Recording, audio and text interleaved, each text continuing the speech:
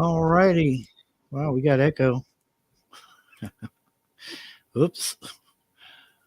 Always mute your YouTube side. Hello, KP Heathen. First one in tonight from rainy Louisiana. Yes, but was it warm? It's been warm here. We're expecting wonderful temperatures all week, at least in the daytime, and next week as well. But nighttime, still reminding us that we're in the winter months. And yeah, I'll take it. Almost 60 degrees today in Kentucky. 57 degrees was our high temp. I'm loving it. Hey, South Florida sunshine. Carol, how you doing? Hey, sprinkles. Sprinkles are okay, unless you need the rain. Down there in the subtropical paradise of Florida. uh, wow, weird weather. Um, Before I get into the topic, I just want to say, have you all been paying attention to what's going on in California? Okay, thank you, Carol. Appreciate you. So you guys seeing what's going on in California, haven't you? And flooding and hurricane force winds and rain and evacuations, power outages. Woo! Would not want to be living there right now. Sorry. Anyone from California watching, I'm sorry, but I don't think I'd ever want to be living there. Um, Definitely don't want to be there now. So if I was you, I'd be listening to the officials when they say evacuate. You better evacuate now. Should have done it hours ago. Wow, they they got hit all at once. I thought, oh, this must be a clickbait video, and then next thing I know, I'm like, oh, this is a real deal. Oh, something you don't see happen very often in California. So prayers to those people in California. In a kind of a way, I can't really fault them for wanting to move out of that state anyway. But that's a political side that I don't want to get into. I just hope everything works out and people get the heck out of out of Dodge or Los Angeles.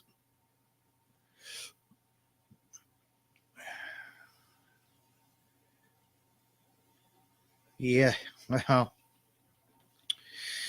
there's a lot of people in California that need to behave themselves, Carol. Certainly is.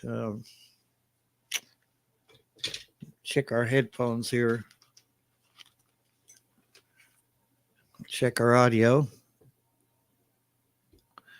Make sure the audio is not too hot. And this mic is a little bit on the bassy side, so I've cut some of the bass out, but most devices people are watching this on don't recreate bass very well on their internal speakers. Earbuds, if you're able to wear them, might be a little different story, but yeah. And it's not just Hollywood, it's politics as well. The want for more money.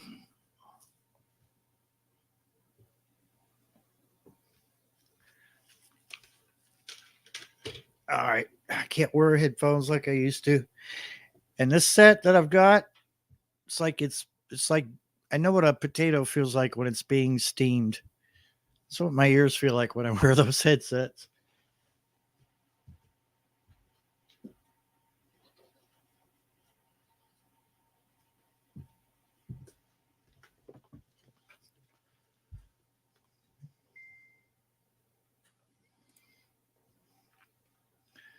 See if I can mute my phone. There's no point in that going bing bing in the background. Really unprofessional. Like this is a professional production. Yeah, right. Let's see here. We'll just turn it down to a whisper. Current temperature is 45 degrees. Ooh, man, I'll take it. It was a really nice day today.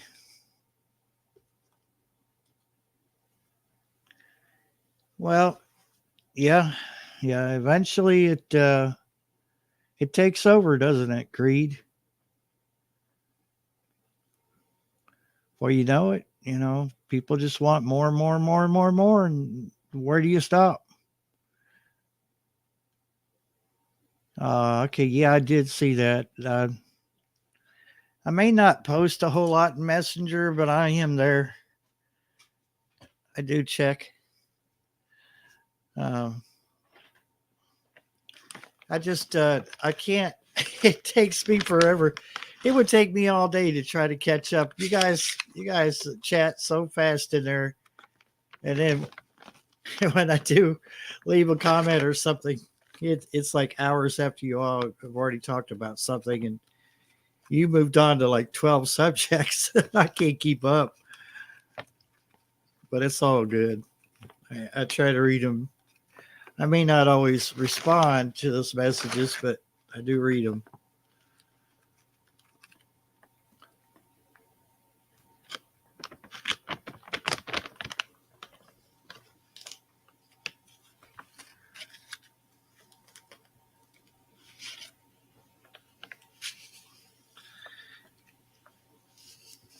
Well, yeah, greed is everywhere. It's not just YouTube. I'm starting to think a lot of YouTube's problem is that just people just want to. I think it's a notice me type thing, like look at me kind of thing. And it's nice to be noticed once in a while, but you don't need the limelight on you all the time, do you? Homestead Aquarius, my muck-banging brother down there down south, way down south, the real south.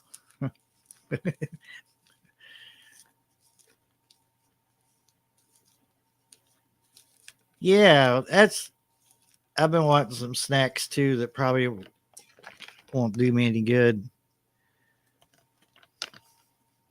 I don't have anything that I can throw together for a mukbang tonight. So, uh, Homestead, if you got anything up your sleeve, you won't have no competition.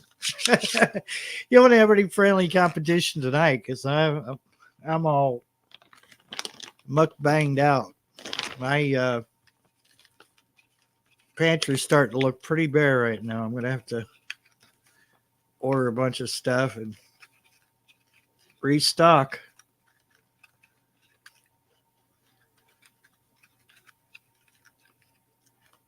Yeah, I don't.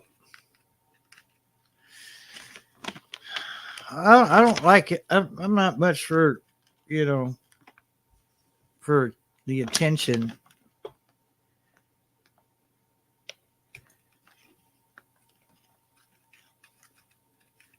It's nice to be noticed for things that you do that are worthwhile pointing out, for someone to point out. But yeah, I don't know. To each their own, I guess.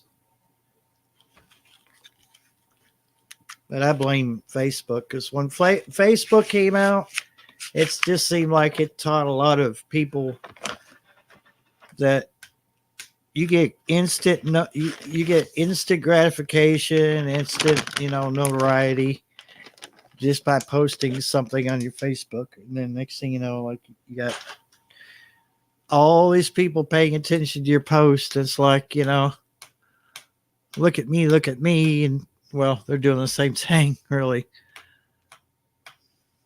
I don't want that much attention. Rather give someone attention that is worthy of it than feed somebody's inflated ego.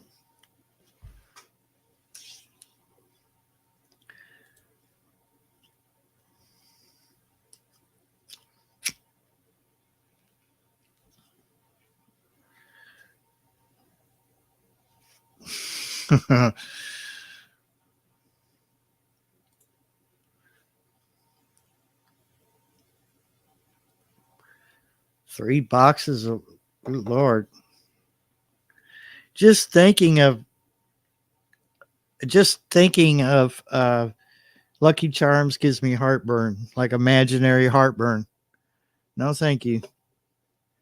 There's a reason that hey, I'm not gonna knock anyone that wants to eat them, whatever age they are, but I believe there's a reason they were made for kids, because kids don't get heartburn or acid reflux. However, they can get diabetes, so there is that.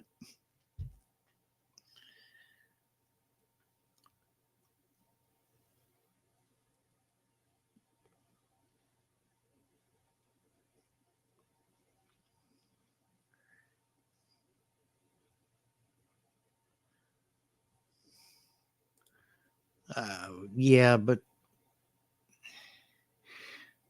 we can't really just put it on the reels. I mean, we have to go all the way back to when Zuckerberg just first released Facebook to the world, and once everybody realized that they would get noticed right away, it was like everybody's a star all of a sudden. Man, I'm all for seeing little things that happen in my friends' life, not lives as in YouTube lives, but lives as in, hey, my kid just learned how to write his own name. Man, that's awesome. Because I can remember back to my kids when they first learned things, but man, you get to the point where you're just like, man, I don't even know what I was just watching, or I don't know what I just read. Um, got a good one for Bob 94 too. I believe I've got a potential scammer on the hook, and we'll see. Either way, I'm not going to entertain them very long. Why a young 20 or 30-year-old woman would even show any interest in me other than to try to scam me for money? Yeah. So we'll see how that turns out for them. Yeah. So I'm watching you. I'm watching you, Olivia. So don't be too surprised if I don't see right through your little veil of secrecy there. I know what you're up to. Next, they'll be going, oh, can we go to what is it called? Telegram? Can we go to Telegram? I just don't feel comfortable here. And then that's when they drop the bomb. I need like $5,000 for this and that. I'm like, oh yeah, hey, here's the door. And don't let it hit you in the ass on the way out.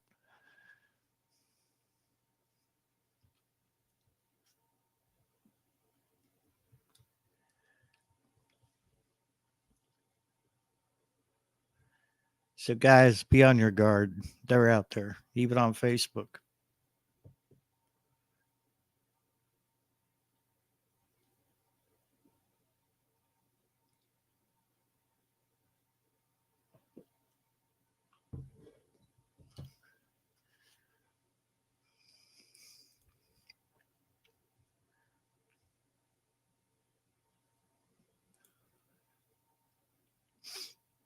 It's yeah, some of it is scammers though, and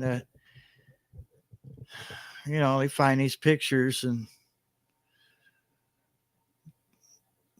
off the internet, or their friend lends them a picture or whatever, and it's like, yeah, this is me. I'm this gorgeous, 30 something year old girl that suddenly has an interest in a 50, almost 57-year-old man. Right.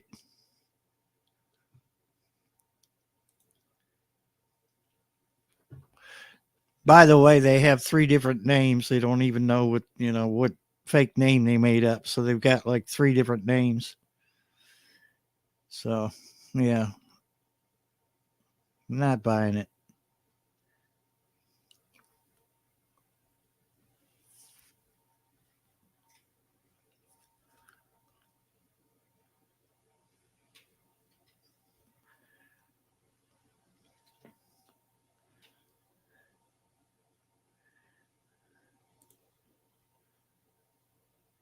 I don't know. I didn't know anything about that.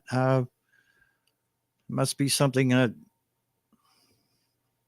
maybe I saw it and didn't care.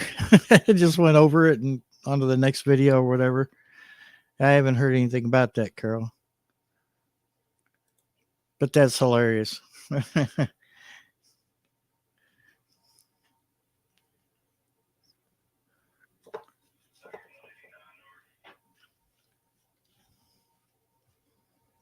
We've been having all kinds of weird aircraft flying over our valley here. I'm not sure if they're this plane had something on the back end, and I'll not get into the technical part of it, but uh, this device a lot of times is used for surveying, and some of them are used for electromagnetic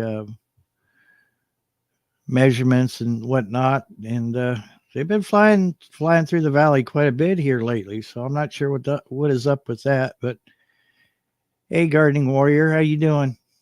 Hope you and the girls are well.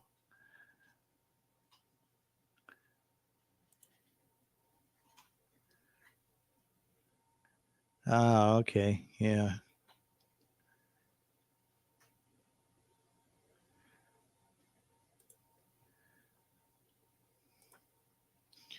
But the only reason I mentioned the aircraft is it kind of ties into what I mentioned in my description for this life.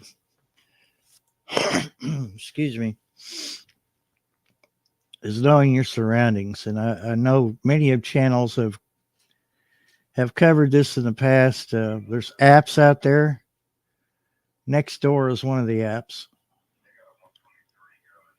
and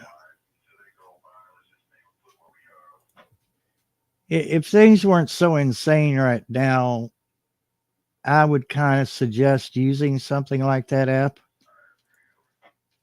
Nextdoor is something that it's an app that you use to contact your neighborhood, people who live in your neighborhood, and you tell them, hey, something going on over here at this brick house doesn't look quite right, and then they're like, yeah, I noticed that. And it's kind of like, another way to let everybody in the neighborhood know about it. Of course, who's to say that Joe Schmo didn't make an account and he's not even in your town? I wouldn't suggest using Nextdoor. If things are a little bit different in this country, yeah, maybe. I hope your migraine clears up soon, gardening warrior. I get those a little more often than I used to, and they suck.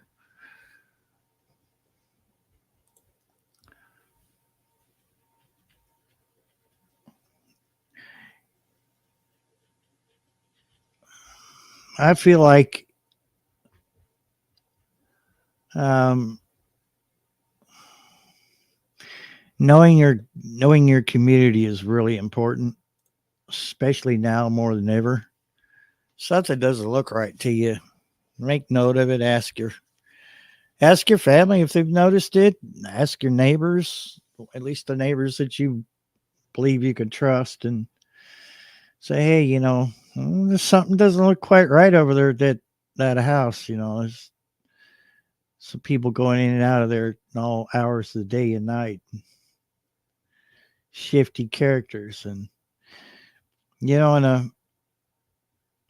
SHTF kind of situation or whatnot, you might need to know where your trouble spots are and be ready for that, because they're going to be going out. They're not prepared. They're not ready. They're just worried about whatever it is they're doing illegally or whatever it is they got going on.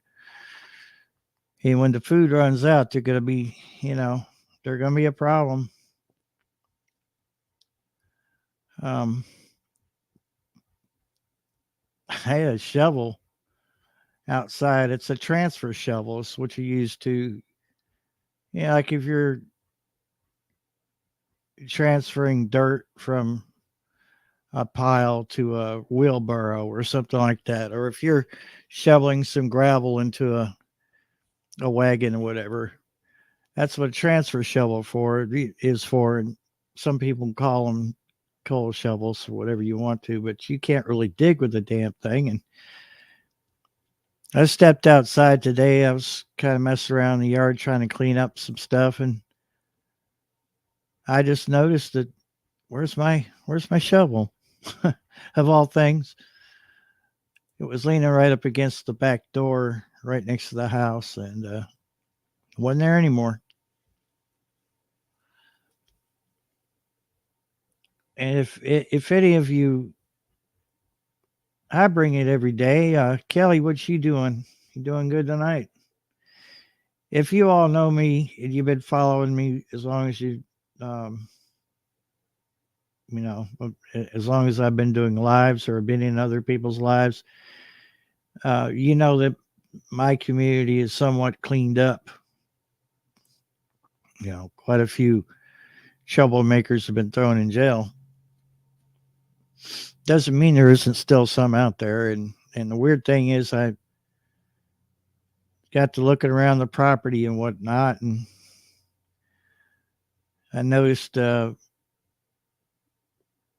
something wasn't quite right. A path that leads up into the woods. It looked like somebody had slid down the hill. But, these hills are, especially these entrances up into the woods, are a little bit steep in some spots, and I can see somebody hitting those wet leaves and sliding down. That's what it looked like. And I thought, well, maybe one of the cats, or an animal of some sort. But I got thinking, well, my shovel can't sprout legs and walk on its own into the woods, so maybe I should check this out. I lost the tracks because after, you get to the top, you start to level out, and you can pretty well walk easily. And after I got around all the blackberry bushes that have popped up, I got into a clearing, and it's pretty close to where the kids used to have some of the kids that grew up in this area, not so much mine, used to have a fort, and they would have paintball wars up there in the woods. Perfect place for it, right? And I got to looking around up there that where the fort used to be, what's left of it, and there's not much left of it. Got looking around on the ground to see if I could see any more tracks or anything that looked a little bit out of place, and damn, looked right over up on a bank there, and there's my damn shovel. So it kind of, I was like, okay, what else did this idiot have in their hands that they decided the shovel wasn't important? Whatever they had, were they carrying a bunch of stuff and the shovel was too much? They just threw it down, thought they're going to come back and get it. I don't know. It's such a weird thing. So I took my shovel, grabbed all my other garden utensils, and put them in the house. But that's why it kind of pays to know your neighborhood really well.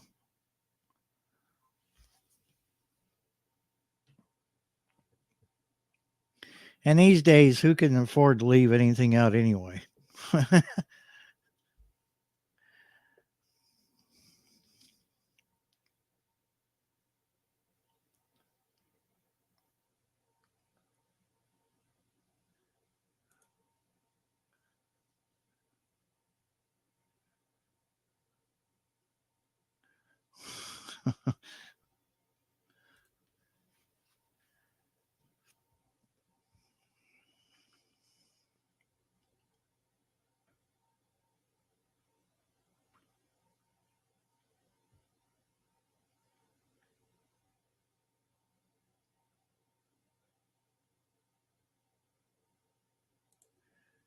Oh Lord, you're tempted fate.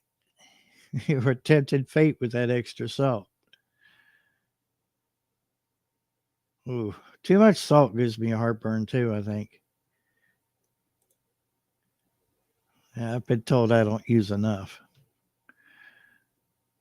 But I don't want salt to be the only thing I taste when I eat my food, you know.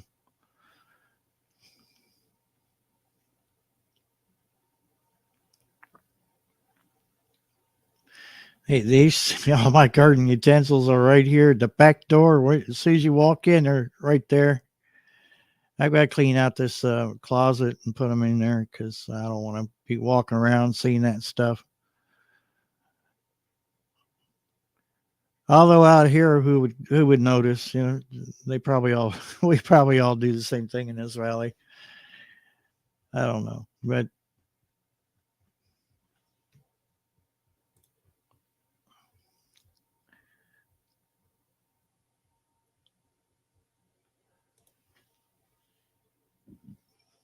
I don't know if anybody's got some hot wings. I'll help them eat them.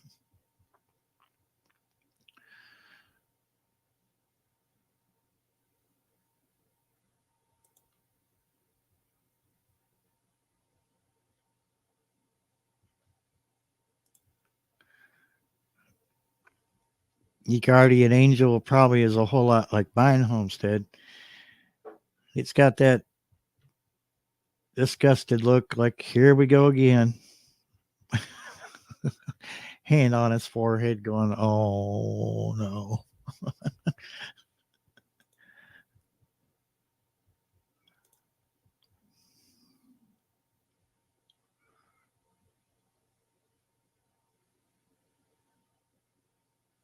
Yeah, I haven't had hot wings in forever.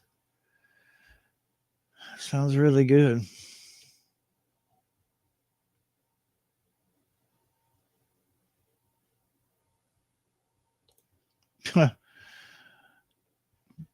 I heard somebody today on one of the other GMRS channels we don't talk on, with their local here. It said they drank 3 Red Bulls, and I didn't quite understand the rest of it. I think something about BC powder, which is like a powdered aspirin. But I was like, my God, that's a bit too much. I can't even stand Red Bull, so I don't have to worry about it giving me wings. Hey, Brenda, welcome in.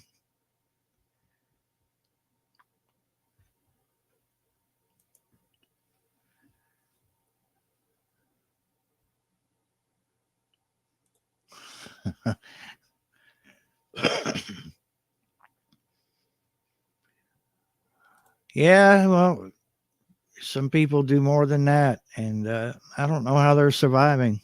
I can't even stand the smell of one. Literally, just turns my stomach. But let alone drink one. I just don't like the taste of them.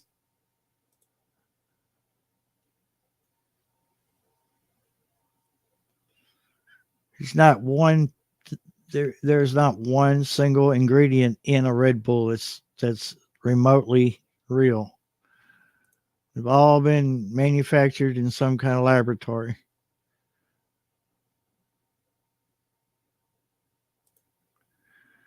Yeah, I probably won't get a headache for months.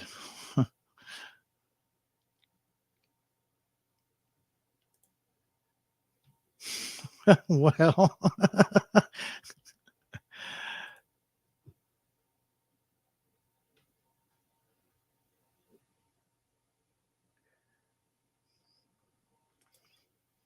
yeah, that's another thing. I don't know what that does to your stomach. I can't imagine. And I've seen people do monster drinks like that too. Oh, man, Now, see, monster drinks are like they smell worse to me than a Red Bull. You can be, on the other side of the house and open a monster drink, and I could smell it. Ugh.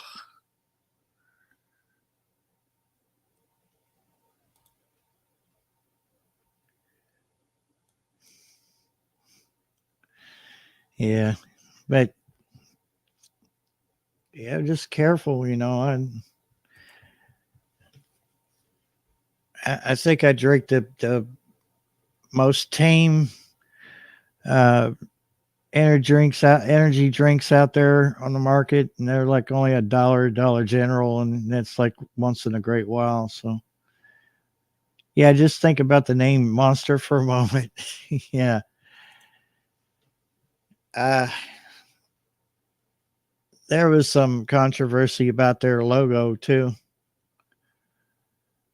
That somehow it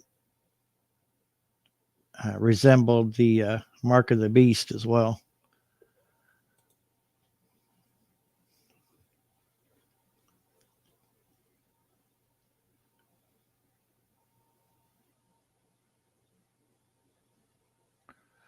Ugh.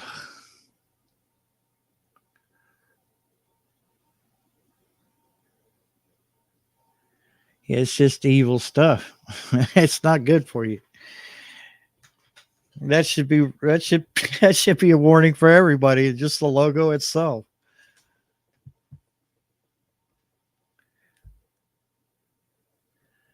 Uh,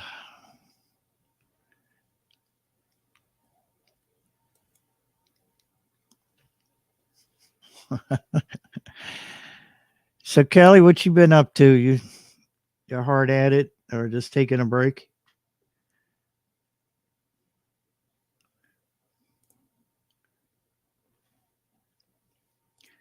Yeah, I don't know if that's supposed to be this. Is the smell supposed to bring more people to drink it? Because to me, it's like I couldn't even imagine working in the factory. I wonder if you have to wear a respirator. Ugh, nasty.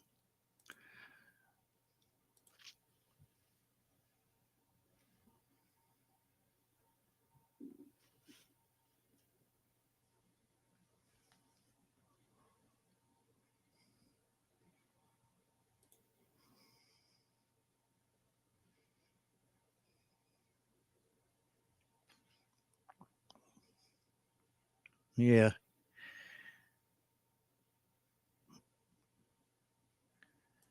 there's only so much caffeine the body can handle, and you know that at some point your body can actually have no reaction to caffeine. Yeah, I'm all over the place tonight. Seems like. But I'm not doing too bad. We had some beautiful weather here in Kentucky, and I think the rest of the week's supposed to be like that. And, close to 60 degrees all the way up to next week, about halfway into next week. So loving it. If it wasn't for the warm weather, I would have never known someone tried to take a shovel of all things. I don't know. Could be somebody messing with me too. I don't know. But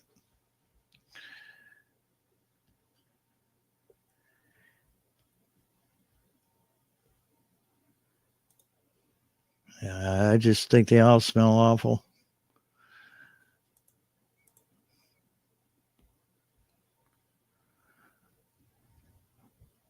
Yeah, pretty soon, Kelly, it'll be time for flea markets and yard sales, things like that.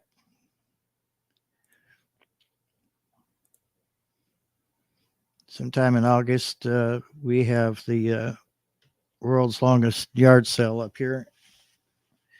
127 passes through our town, so that's part of that um, world's longest yard sale. And then traffic gets insane for a couple days. I bet. If anything else, it gets you out of the house, I don't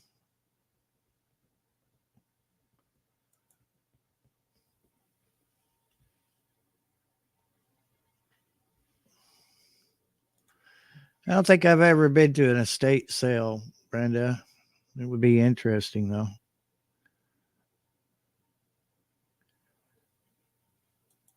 I'd like to go to one where a person was, or where their hobby was radio, then, and have quite a bit of money with me. That's never going to happen, but yeah, grab some old antique radios or whatnot. Not like I need anymore.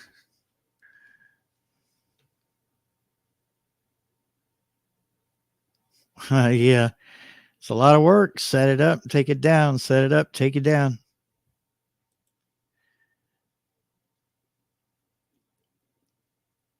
Bring my wallet. My wallet, when you open my wallet, Kelly, a moth flies out. It creaks when you open it. It sounds like an old rusty door. It creaks when you open it, and a moth will fly out.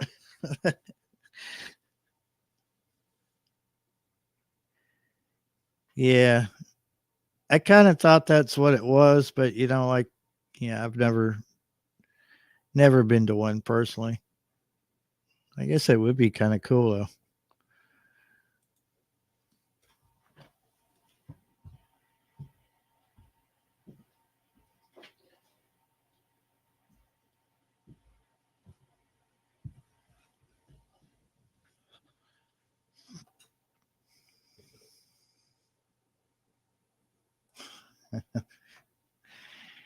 Yeah, you staying warm up there, Brenda?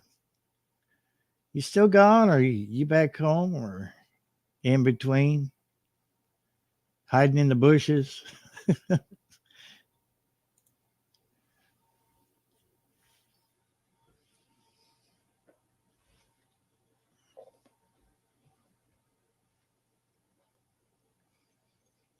All my cats are behaving tonight, so there's no crashing and banging and no cat insanity tonight.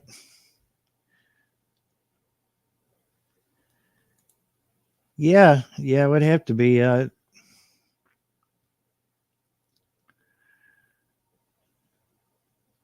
don't know. I could maybe make some room for one more piece, but yeah, I don't know if I'd ever have time to play with everything that I picked up.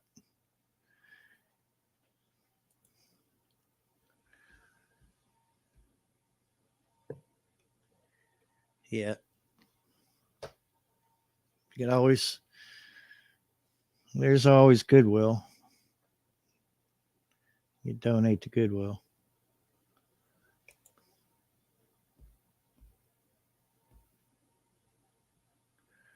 I can't imagine you going smaller than what you got, Brenda.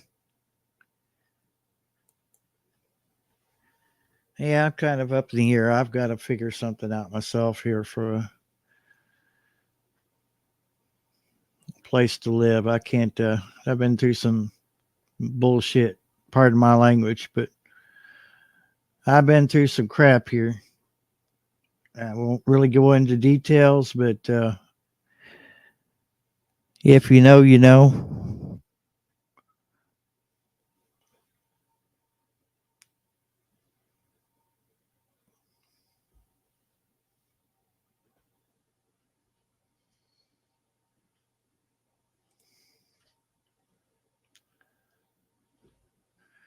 Yeah,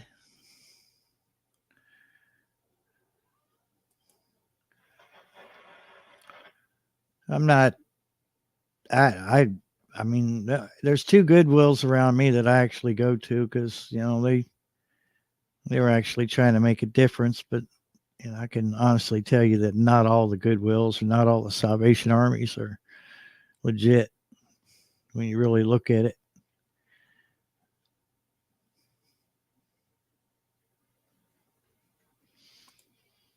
Oh, okay. Yours has the gooseneck then, don't it? So you have to have the hitch. The one you're in now would have to have a hitch in the middle of the bed.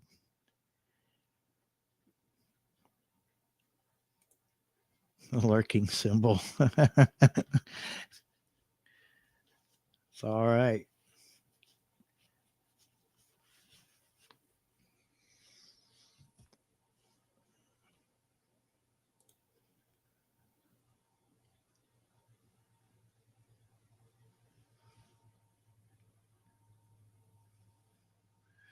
Oh yeah, okay. Yeah, I see.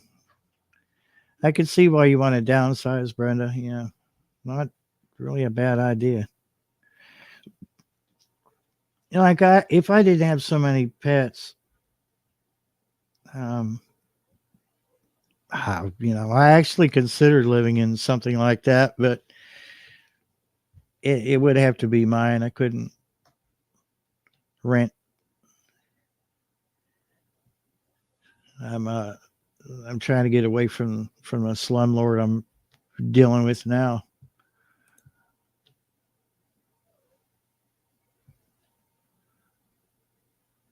I see that frog. Oh, we got a cat fight starting. No, it's not so much a cat fight. I think what it is the youngest wants to be friends with everybody, and not everybody wants to be friends with him. So poor little feller. This is Narnia, Bob. Welcome to Narnia.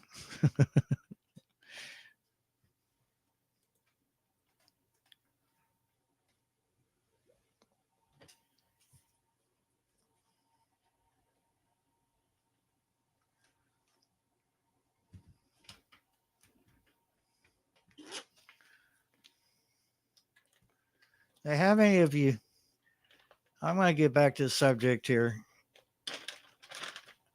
How many of you seeing things? And I know I've asked this many a times in the past. Things have accelerated as far as just the sheer lunacy of people lately.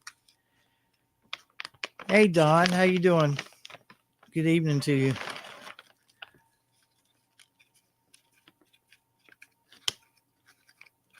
How many of you are aware of your surroundings? Like when you go outside, and I'm not talking about being paranoid. I'm just talking about, hey, you look around and you notice something a little different, like, oh, maybe somebody put a garden gnome in their front yard and, something different. And you're like, okay. You see that house that's at the end of the road that was always vacant. Now suddenly there's people going in and out.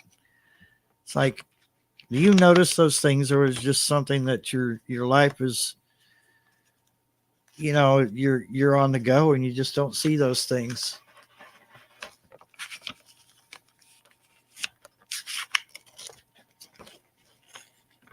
About a house that's been empty for several months and then suddenly people just show up. Like I've had that over here. And then you wonder, oh Lord, we just cleaned up the town. We just cleaned up the neighborhood and suddenly we've got, these weird people showing up. You have to wonder what they're up to. I hate to think that I'm just being paranoid because I just don't think I am. Just not with everything going on. Don, what is the situation in your area right there? You're in a safe place, aren't you? I understand Kelly is dealing with some nasty weather right now. I hope everything's okay that way.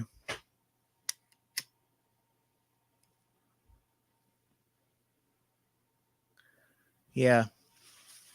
Bob notices.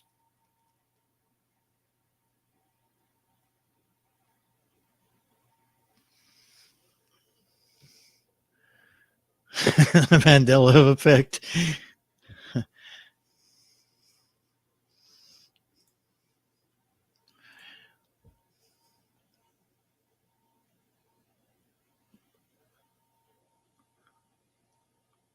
Hey, Gear.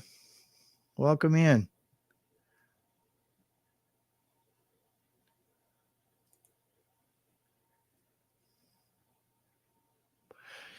maybe it's just I don't know. Maybe I have too much time on my hands, but I just see things in my neighborhood. It just scratches. I scratch my head. I'm like, the, what was that? Or I hear things on the radio, and it's like, I see.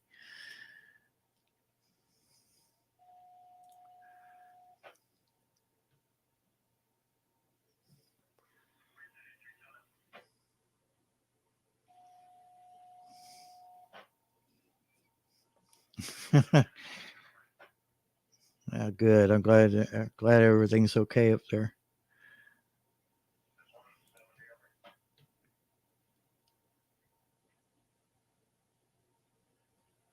Yes, I do remember. I do remember that phrase, gardening warrior.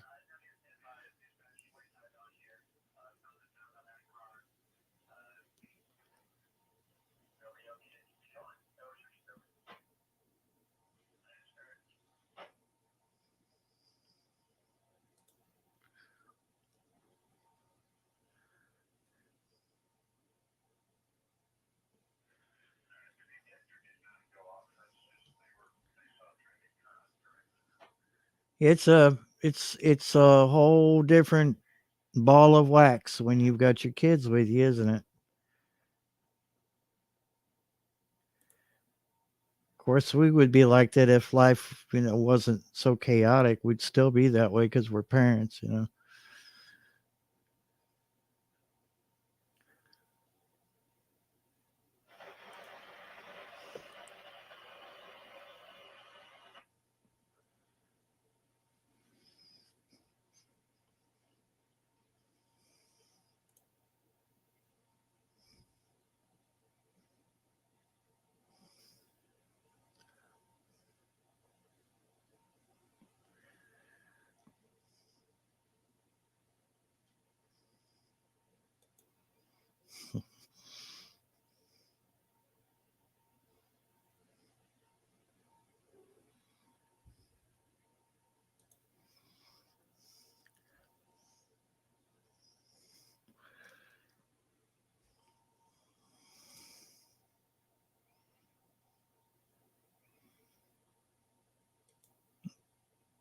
Yeah, that's what I was seeing.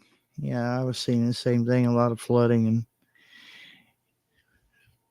from what I understand, mandatory evacuations were going on. Several customers without power.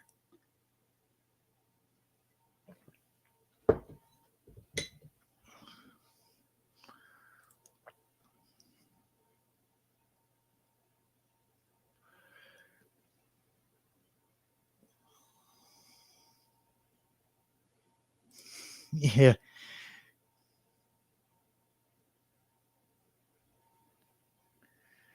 Well, that's one thing about this valley. It never floods, and I hope it never does. But I don't see it being a problem.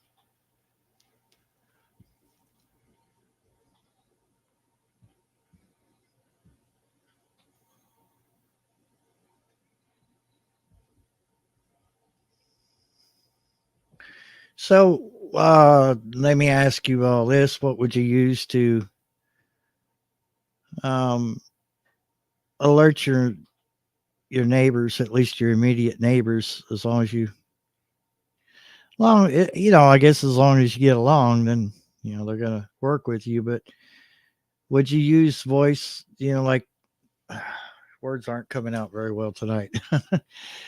Would you speak to them directly? Would you use an app? Use a radio, like a two-way radio? Um,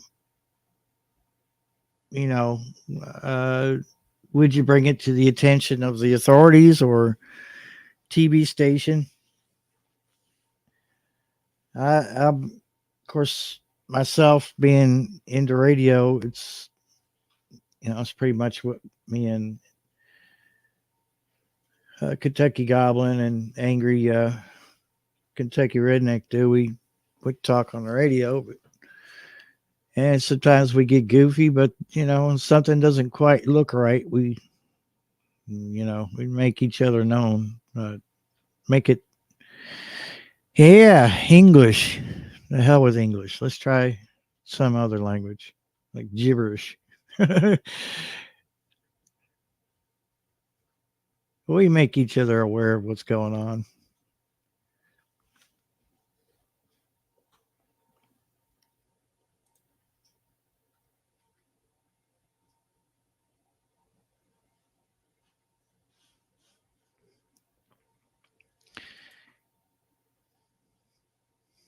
Yeah, English.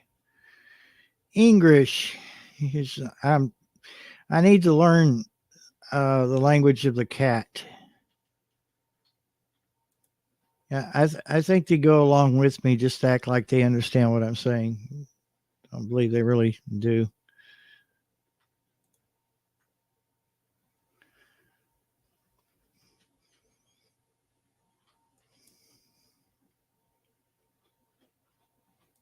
Yeah, me speaking English too. Very broken English. At least I try anyway. Hey, I never started this channel claiming to be a professional at anything.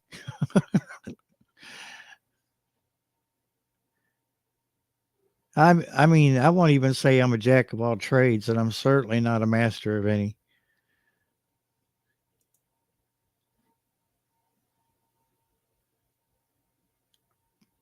Yeah, grammar's overrated.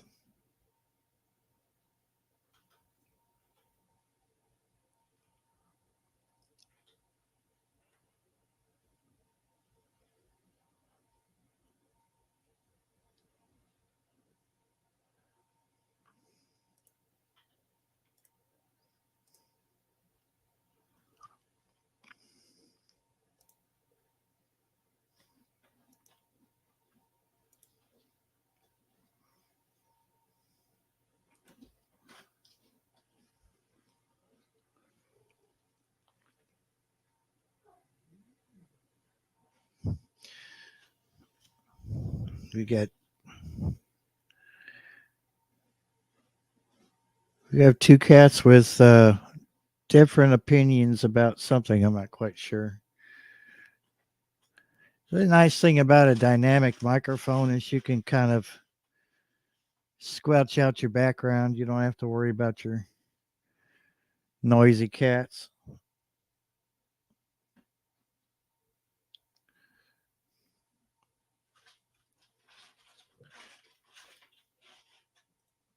The grammar police, they finally gave up. They're like, what's the point?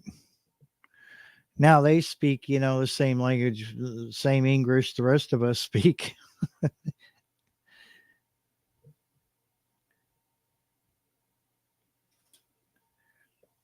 Yeah, mild dyslexia. My fingers have dyslexia. They never type out what I'm saying or what I'm thinking.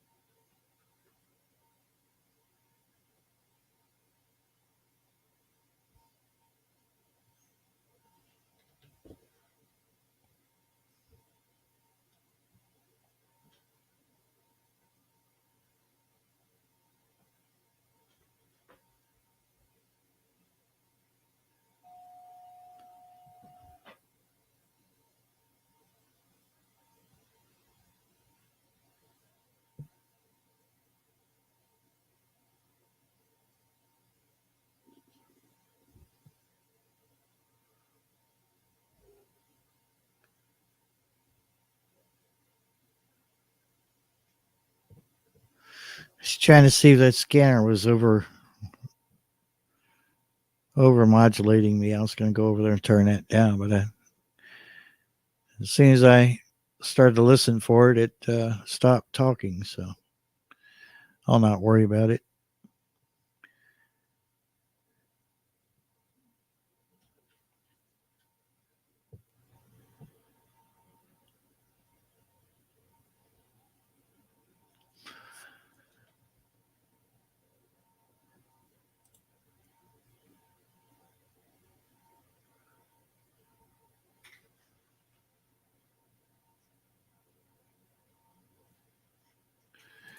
Yeah, my uh, chat typing skills aren't very good. So not only can I not speak English, I can't type it either. Evidently.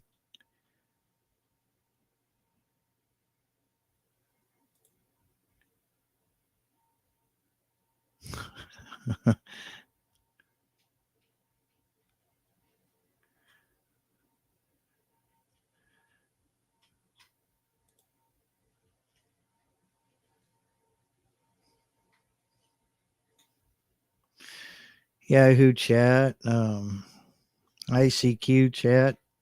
Yeah.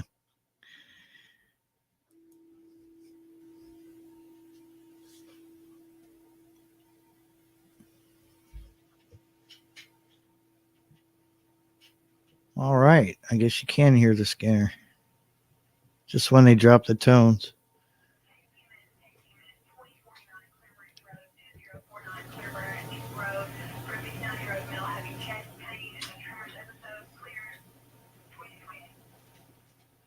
Wow.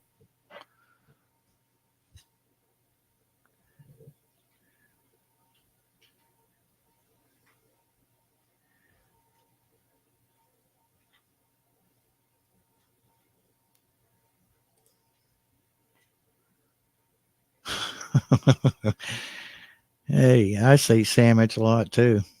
Just my mom used to say it. So, hey, mom couldn't have been wrong. I heard someone say today that it's been removed from the remakes and they are saying it is never in there. Wow.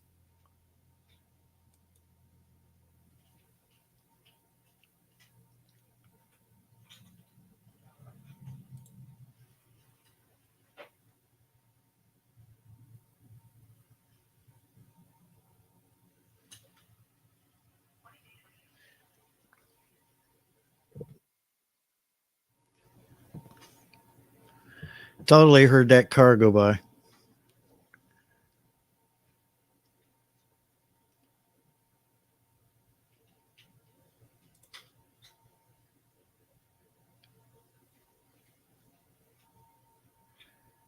Yeah, I had a good sandwich earlier. It was a honey ham and some cheddar cheese and brown mustard on it. It's good. It's really good. Because I didn't want to cook.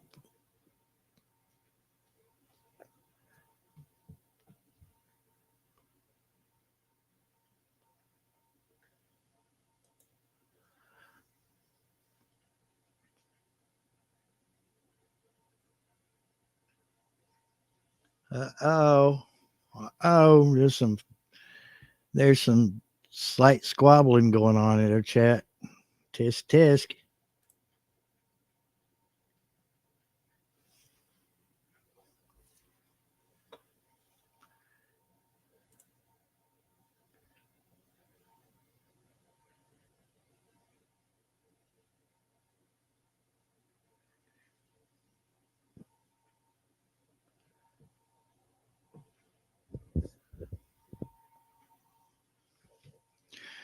That's pretty healthy there. I can overlook the cookies because I would do the same thing if I was working. I'd be throwing something sweet in there to finish it all off with.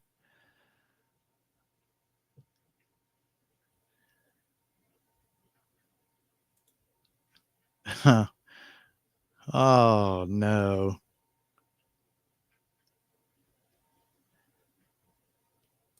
Y'all settle down in there. You all settle down in that chat. Y'all getting out of control.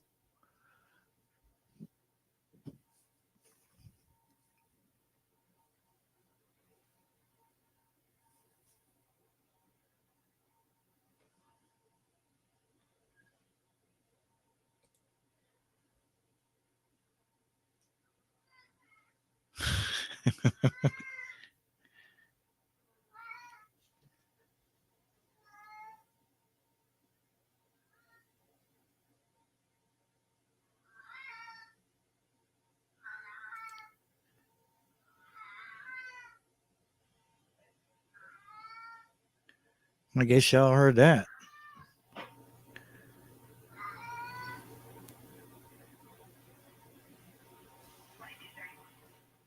Yeah, I believe he wants outside. Of course, he picks right now to want in and out. Hi, Brenda. You have a good night, a great week as well.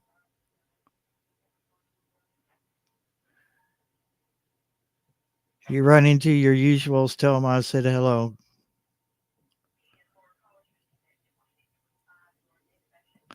Yeah, it's the cat winding up. It was a mystery. He wants outside.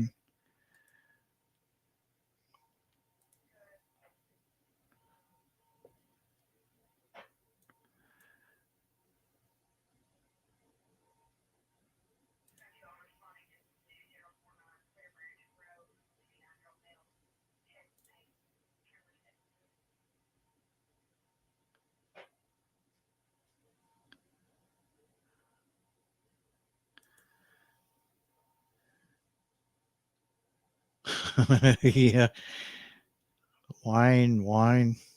Yeah.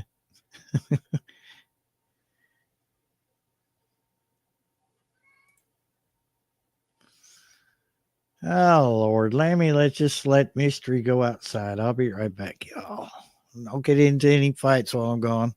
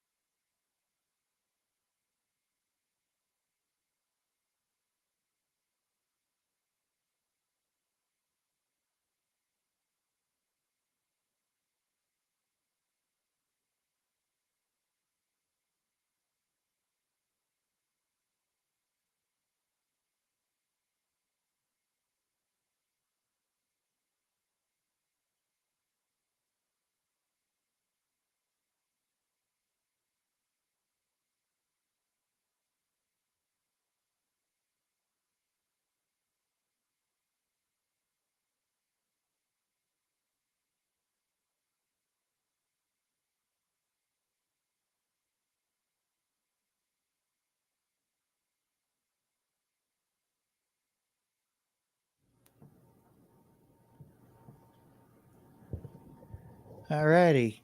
Well, I got one out the door and another one. She's working her way between the microphone and myself. So she's like making herself known. It's like, Dad, Dad, look at me, look at me. Dad, Dad, Dad.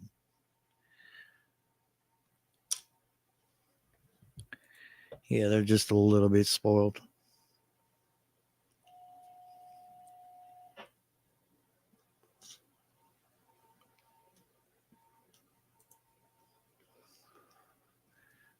Sandwich, sandwich, sandwich, sandwich, sandwich. You say it too many times on the road, it doesn't sound like a word anymore.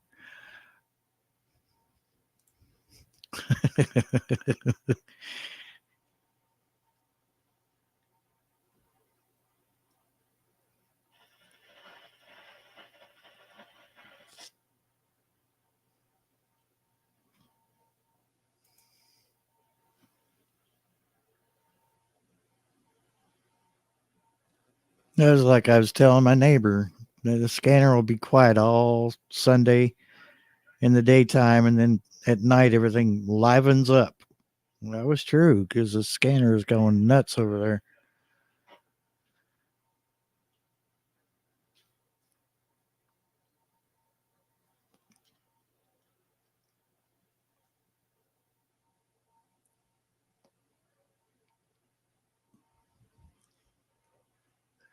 And they're calling that weather over in California. The cause of it is a atmospheric river. Oh Lord! Next, it's going to be like a. Uh, Next, they're going to call like a system over the whole United States. So they'll call that an ocean, an atmospheric ocean. Just sounds more sensational, I guess, when they give them names like that.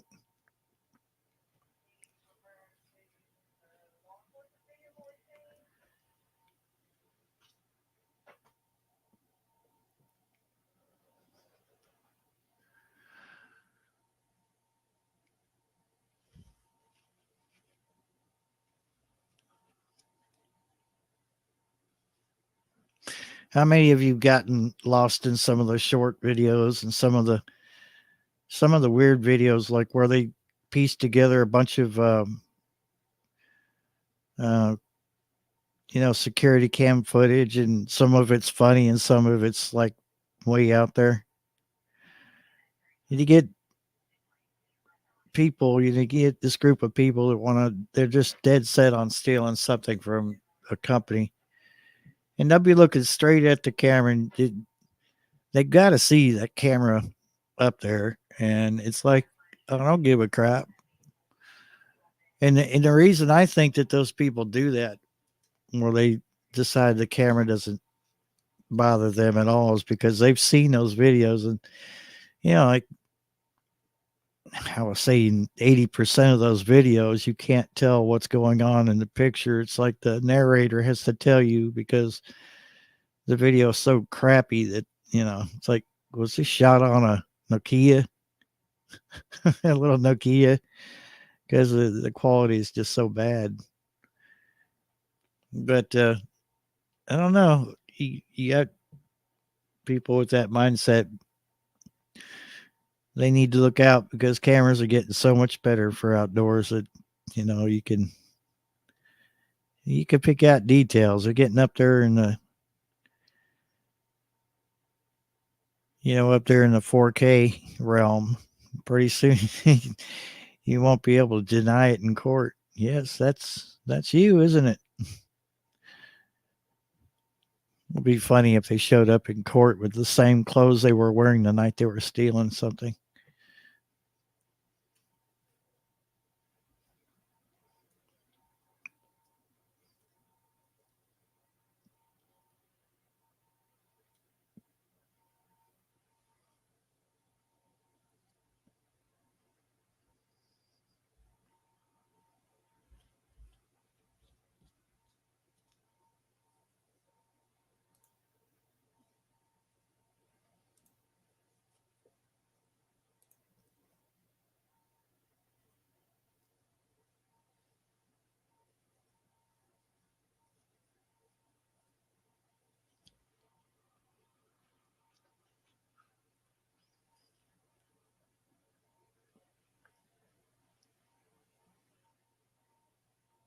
Mining mode, yeah. Minecrafter. That Minecrafter maniac.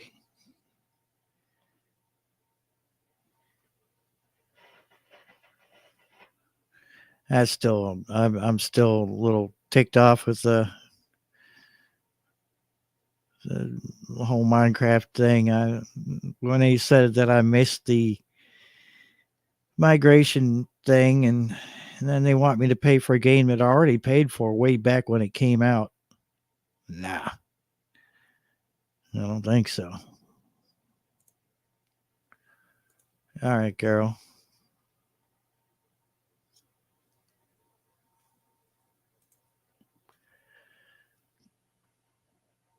Incognito. Eh, at least it's, at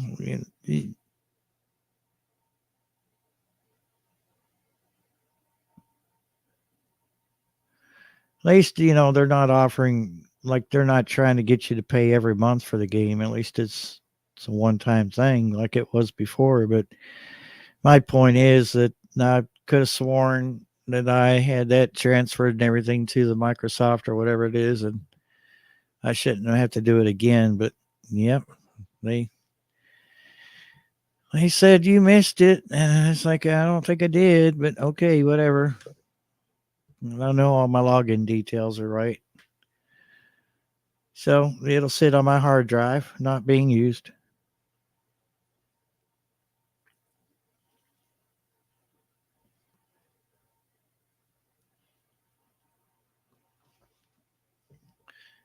And I've heard some people say that Minecraft got a little bit overboard. They've added so much stuff to it that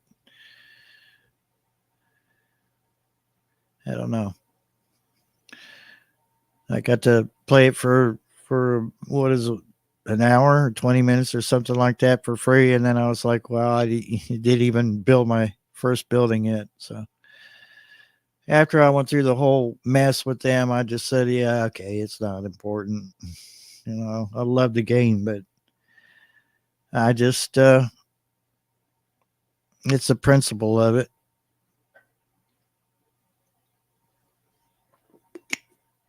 Oop.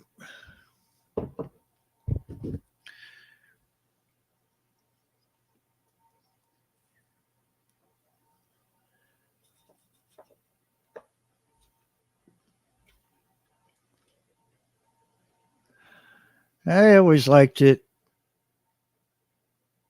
when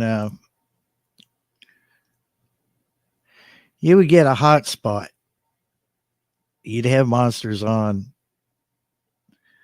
and you get a hot spot where they just spawn every night. It's like millions of them seem to spawn every night, like zombies and creepers,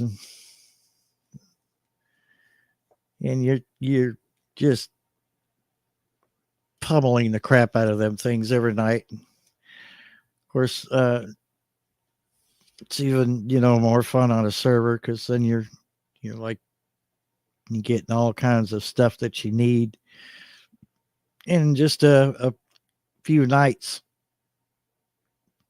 of fighting monsters, and then then that one night you get nothing, and you're like, what happened? You find out somebody's already griefed the spawners and stuff, and then it kind of spoils the fun. But I always did like some of them hot spots where they just spawned like crazy, and the ironic thing is that World of Warcraft has the same situation going on with that game as well. They'll have a place that it's either some kind of a rare boss or something, and then like they'll spawn right on top of you, just right after you kill it. One more spawns just really quick, and it's not supposed to do that. A lot of them are on a timer, but you get them, and you're sitting there, you just cleaning the house, making all kinds of gold and all kinds of stuff that you could put in the auction house. So it was always fun when that happened. Um, or you're trying to level up and you're really close to that whatever it is you're trying to level up for, and you get that hot spot, and all the stuff starts spawning like crazy. You just get into a groove and start slaughtering stuff left and right. Next thing you know, bing, you've leveled up or got a couple levels, got what past your level that you were working for. That was always nice.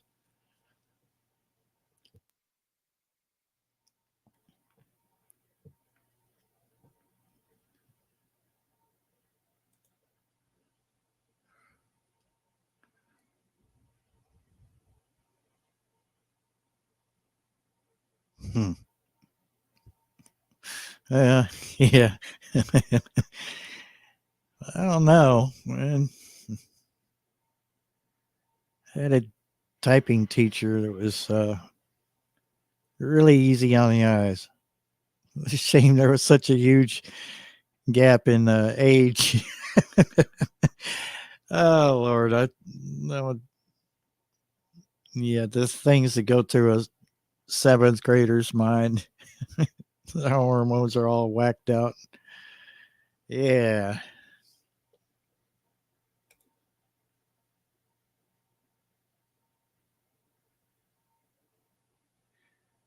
yeah, for the most part.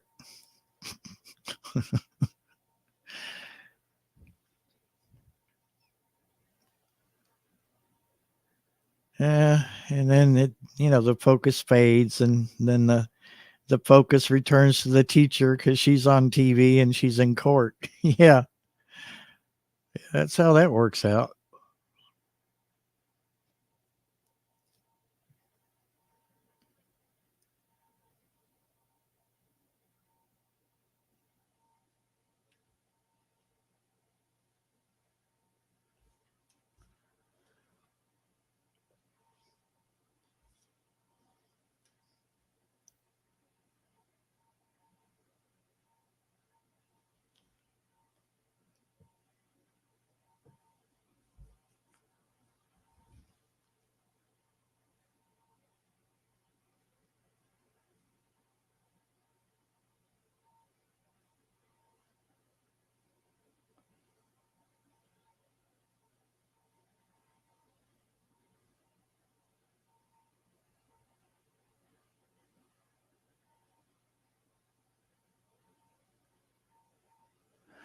Yeah, think about 11 o'clock. I'm probably going to call it because I didn't want to be on for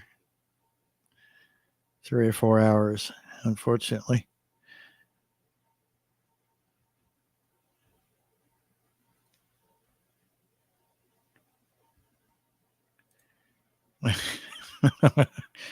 Oops. Dang those teenage hormones.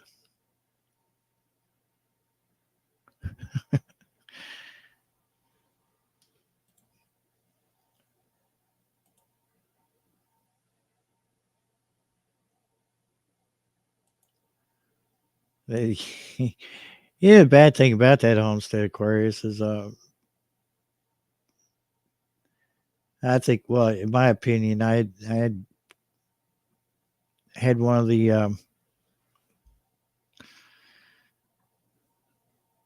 don't know, it's gonna sound like bragging, but I had one of the prettiest brunettes chasing me in seventh grade, and looking at the teacher in my typing class, I'm like, this is bad. This is really bad.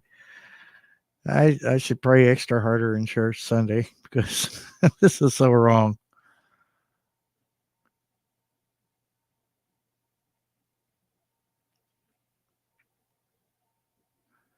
Matter of fact, I believe she was. Yeah, that's right.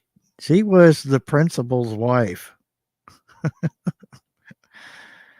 Oh man, he was your the. When I look back at it, the principal was your best friend as long as you were like if you caused trouble, he was like he'd tell you you were wrong. He would give you that lecture, but he was your best friend after that. There's a little town called Columbia Station, Ohio.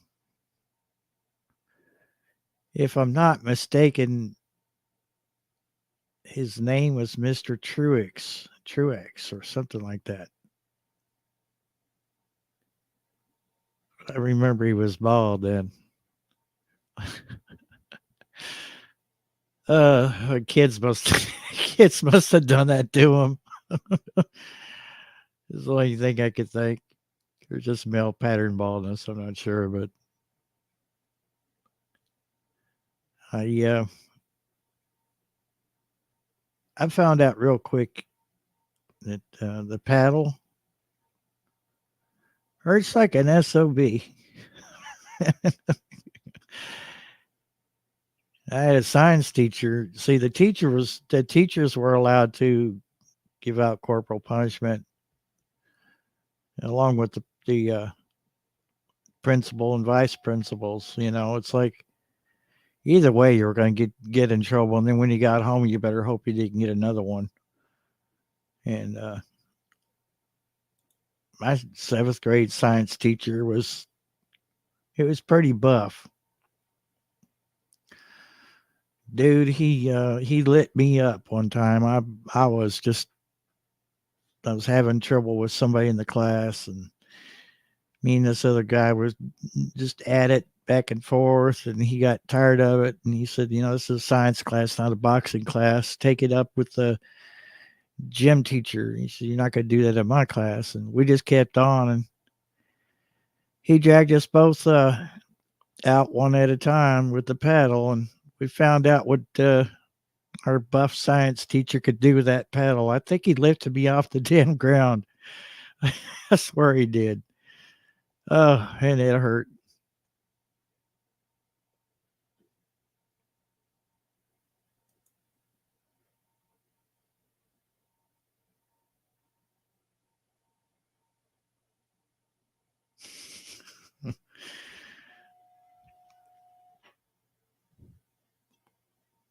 It was a turd in school, I think.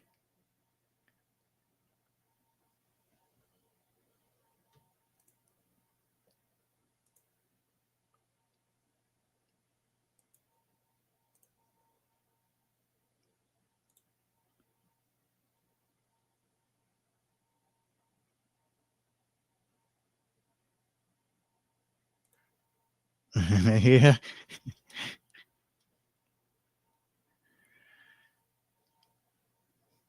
Hmm. Yeah, maybe there's some mutual respect there too. That's weird because my gym teacher was originally he taught wrestling, and then he like transferred to the middle school and from somewhere on the other side of Ohio. And yeah, he just reeked of jock. He's just that the hairstyle and everything. He was sporting the Billy Ray Cyrus hair, the shorts, and I mean it'd be 30 degrees outside, and he'd be wearing the gym shorts and the polo shirt or something like that. Dude was hardcore. He was okay. He let us get by with a lot of stuff, but he just back then he would have been the poster child for jocks.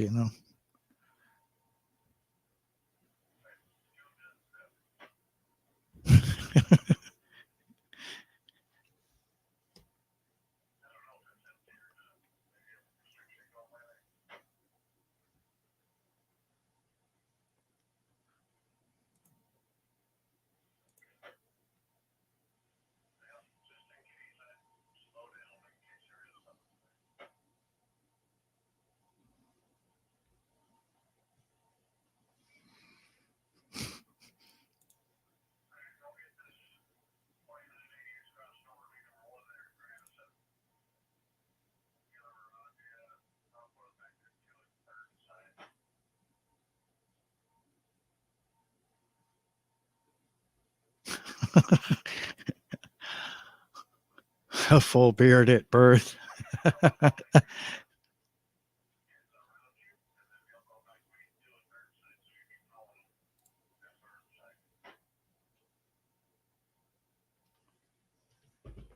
And then we had a new same school, same middle school. We had a new wing added on, and it had home ec, art, shop, and band. Band was optional, but you had to take all the other three. And our art teacher was also our home ec teacher. And then they got like she was like we were all taller than she was. I think the other female teachers were taller than she was. She couldn't have been much more than 4 foot something. As sweet as could be, but boy, I tell you what, she just it was just weird because she would almost pass for another student. But yeah, we had to make use of that new wing of the school because they had just spent all that money to have them put in, and everybody had to take everything. So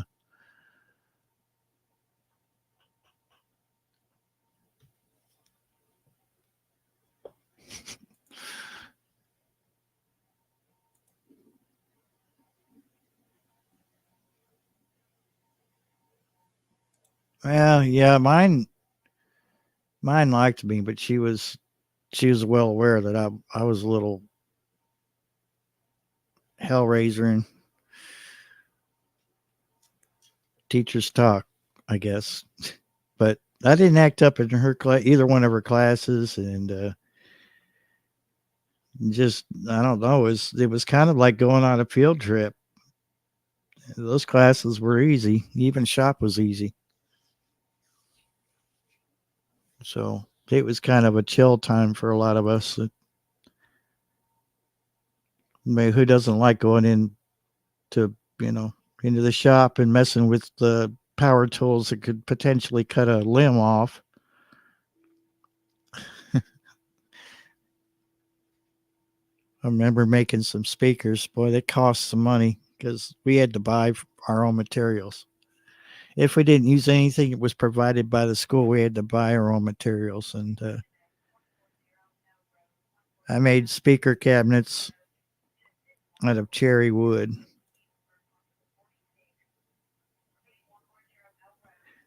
If you didn't look at them real closely, you would know that there was slight flaws in them. But for the most part, they turned out all right. I got to see, like a C, but just to see. I don't know if it was C plus or not. I doubt it, but I got a C for those speaker cabinets.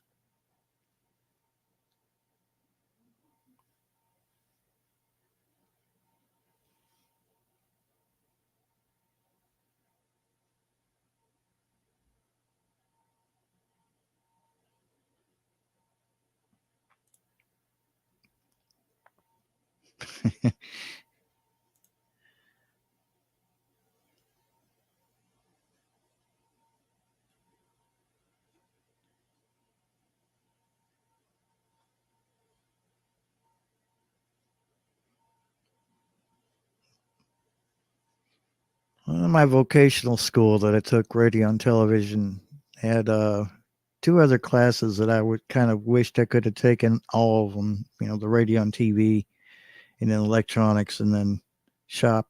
Their shop was auto mechanics because originally I wanted to go for aircraft repair, and basically was working on the planes and their motors and stuff, but it was out of the way, and it was part of the same vocational system, but it was out of the way, and they already filled all their spaces for that class, so I couldn't go. They said, well, this one's closer. It's in Sharonville, Ohio. So it would work for mom and dad and all that stuff. And yeah, I kind of wished that because had I looked at the book a little bit closer, I probably could have, either taken electronics or auto mechanics. They also had a culinary class.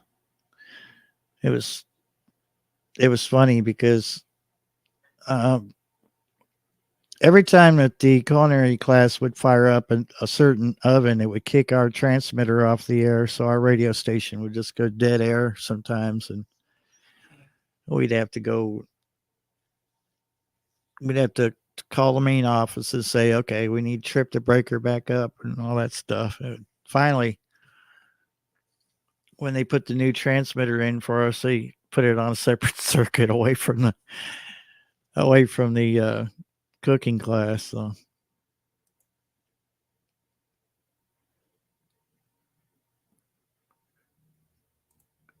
sadly, that whole program, the radio and television program, was axed back in I think 2013, 2014, something like that. They just dismantled everything and sold it off at auction.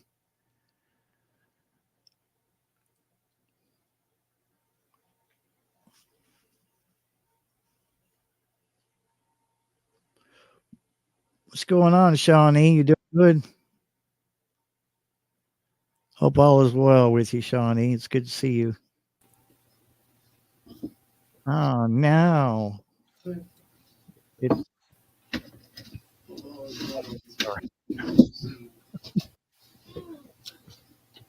going on, Goblin.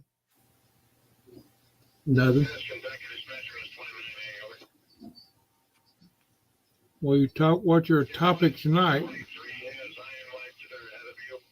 Well, I mean, I don't know why I write a description, but it's uh it's about knowing your surroundings, you know. Hmm. Hold on, I might have to turn my scanner down because this echo's killing me. Well, for a whole lot of people, you could preach that all you want, and they still wouldn't get it. So.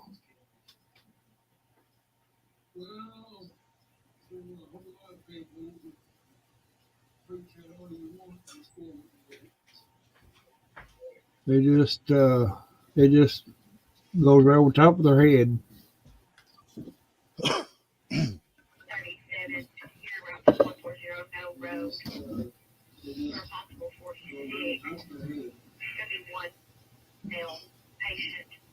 Oh, That's weird. The delay is just like a few seconds difference between your scanner and mine.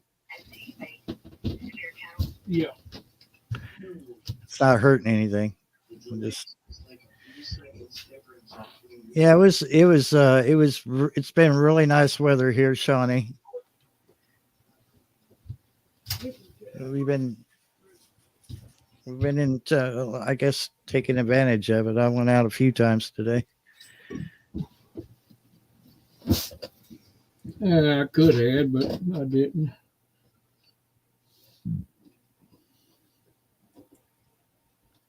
Wow. Was it their what was just junky old TV that they smashed up or whatever, or just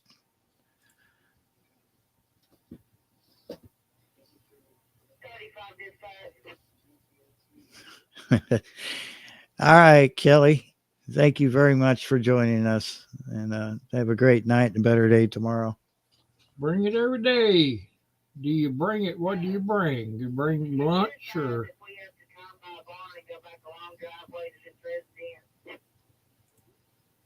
garden?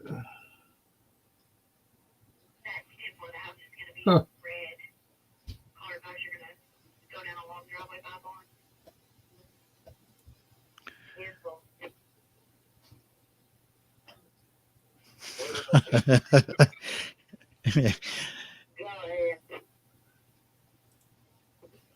Dry Ridge, turn on the road right beside of Calvin's Chapel Church.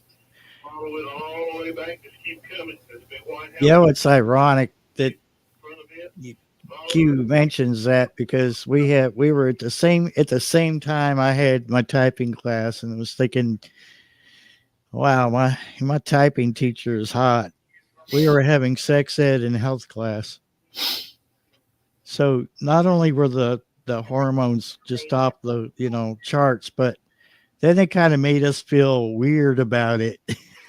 With sex ed. I don't know if you all had to go through that down here or not, Goblin, but it was really awkward because you think, yeah, I'm all that, and then you get into health class, and it's like, oh, my teacher's making me feel weird.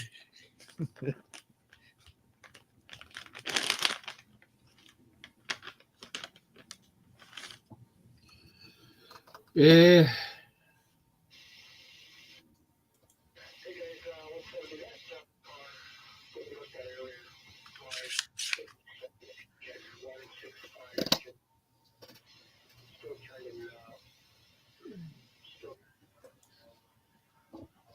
I tell you what, if my youngin threw a brick through my TV, I tell you what, by the time I was done with him, he'd be 30-year-old before he'd be able to sit down on something.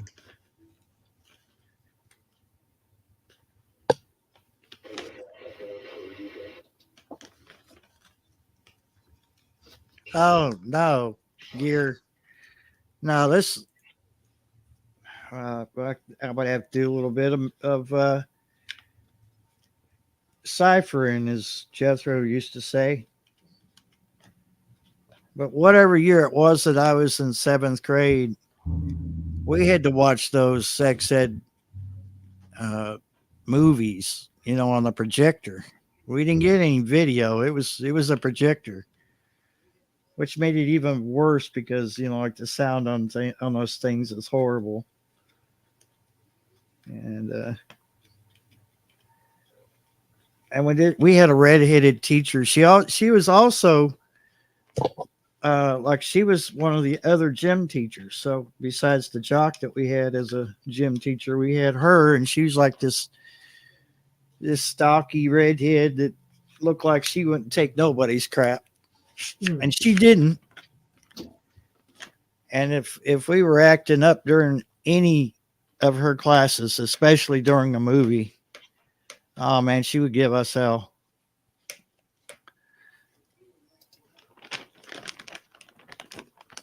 Hey Dana, how you doing?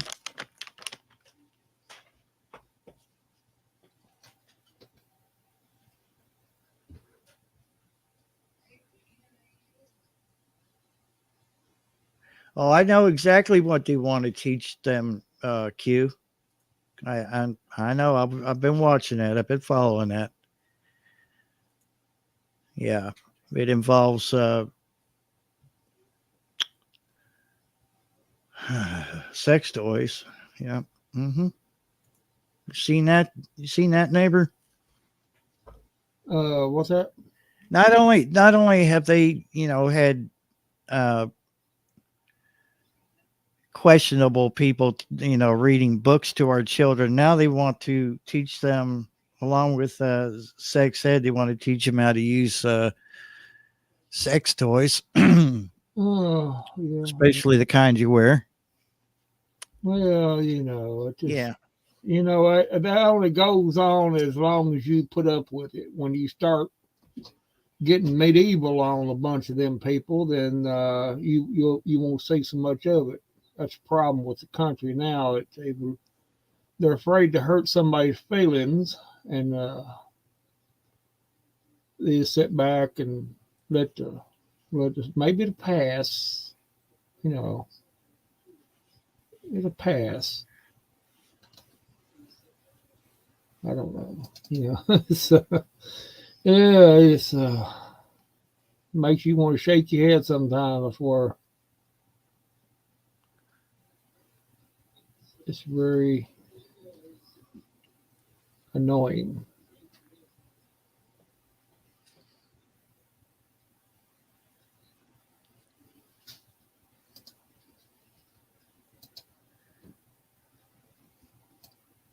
Yep. I don't know. Well, it's part of the overall crap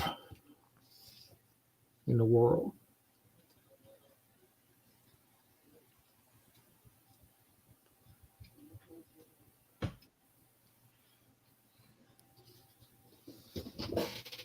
Yeah. What's going on, Dana? Uh, you finally take a break, chilling out tonight and not doing any lives. Who you talking to, man? Dana Yates, Oh, scrappy girl. oh.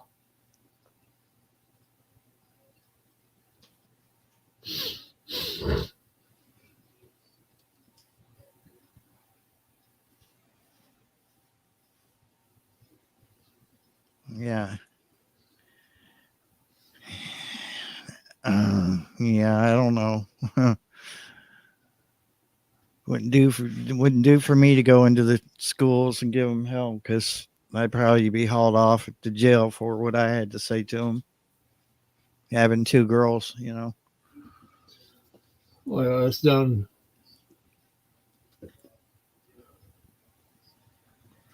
Don't worry. Oh, you can educate them at home and teach them right and wrong, and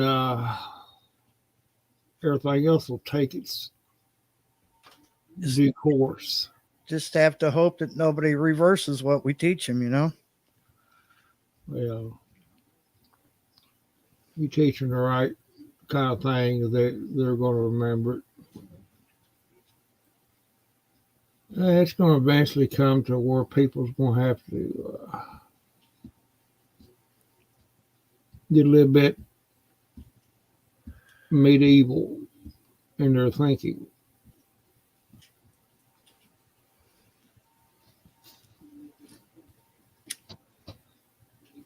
I don't know what that would curtail, but there's ways. As old saying goes, there's more than one way to skin a cat. Did you hear that, Cats? You better run.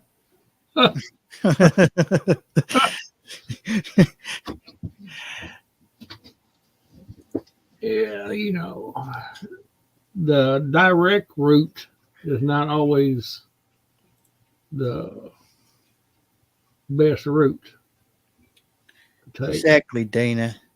Yeah, they are. Hit them from the side, flank them. I have a lot of respect for people who are homeschooling their kids right now with the world the way it is.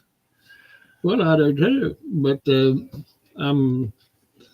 if it keeps going, they're going to finally make it so hard that they're not going to be able to.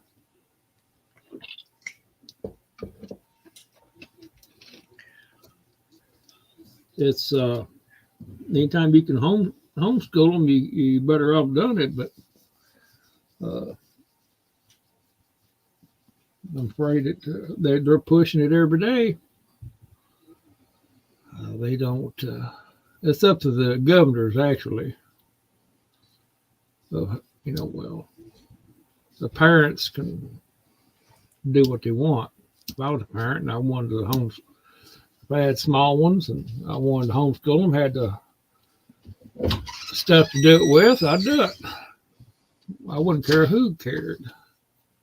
But the point is, they got everything rigged to where, in order for them children to progress in the education field up the ladder, so to speak, you have to take those tests.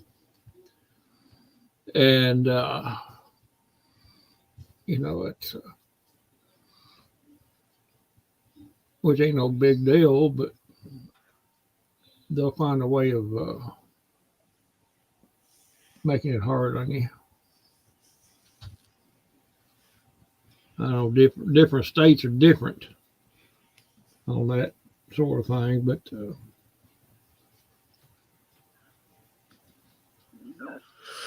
well, you take the Amish for instance; they're coming down hard on top of them right now. You know who else they're coming down on? Militias. I never thought I'd see the day. Well, they started that back in the mid '90s, but the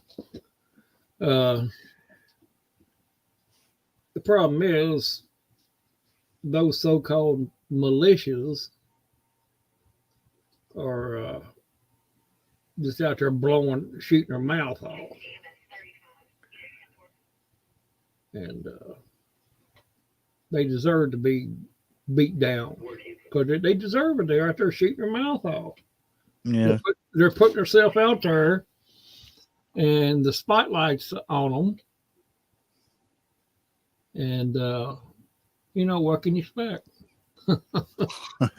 You put a spot. You get yourself out there in that spotlight. It only takes one time. But I don't know yet. Well, It's all see the militia part. That's been demonized so bad. And you got a few bad apples out there that have got in trouble, which deservedly got in trouble, and that makes everybody else, all the rest of them, look bad. Every one of them. They put them all in the same basket. That's what it comes down to. that article mentioning that they were going to basically, make them villains if they, classify themselves as a militia. And they were trying to pass some kind of bizarre law that, you couldn't do that anymore. I'm like this. They tried that several times, but Yeah. You could do the same thing. You wouldn't have to necessarily consider yourself a militia. I think that's where we villainize ourselves, is by giving those labels to ourselves. But, people in this valley, they take so much crap, they're going to stand up and say, okay, we've had enough. And they'll take care of things. That's what neighbors do, right? Yeah, but you take those that belongs to those groups that's out there shooting their mouth off. 99% of them are plants. They're planted in there to, expose them. And it works every time. The most effective way is to not even put yourself out there. Yeah. Keep your group to a small number where you know everybody and no new people. But they don't do it. They want to be out there. They want to get their name out there. And that's, it's all BS. Also helps to get rid of the loose cannons. Yeah. They're the ones that are going to cause. That's where you get into you keep it on a tight-knit group. Mm-hmm. Basically, I'm not going to lie. Kentucky had that problem. Yeah, there was a couple of them. Yeah. Out floating around. I guess this was all over the news, so it really isn't going to be implicating anybody except for the one person that did it. And that's that guy that put up that pirate shortwave station. I know, yeah. Yeah, he screwed up there. Screwed up big time. He run it without a license, and that's where he got caught. Yeah. He did say and do some things that he was told, was not a good idea to do. He just went ahead and did it and broadcast it all over creation. And you put yourself out there, you got to expect it to happen at some point.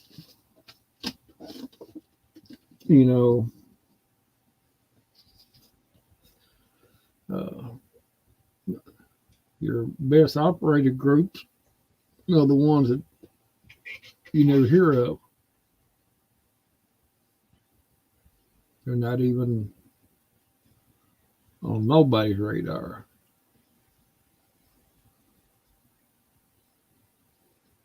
Because you're not going to be effective if you're on everybody's radar.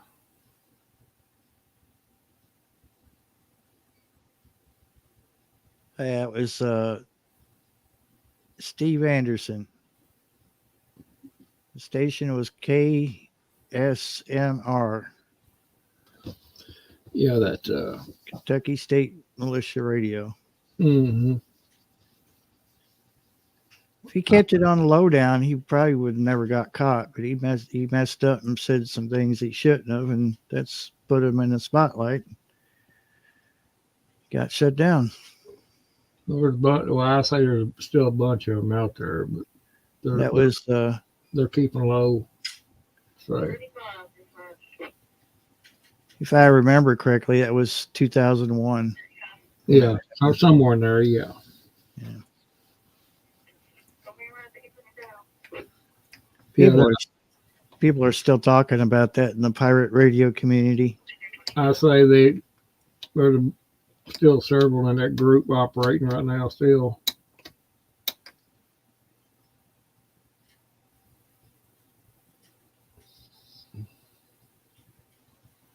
Yep. Yes, we are Radio Jonesy. It's Radio Jonesy on tour live from Tasmania. What's going on, Jonesy? You good?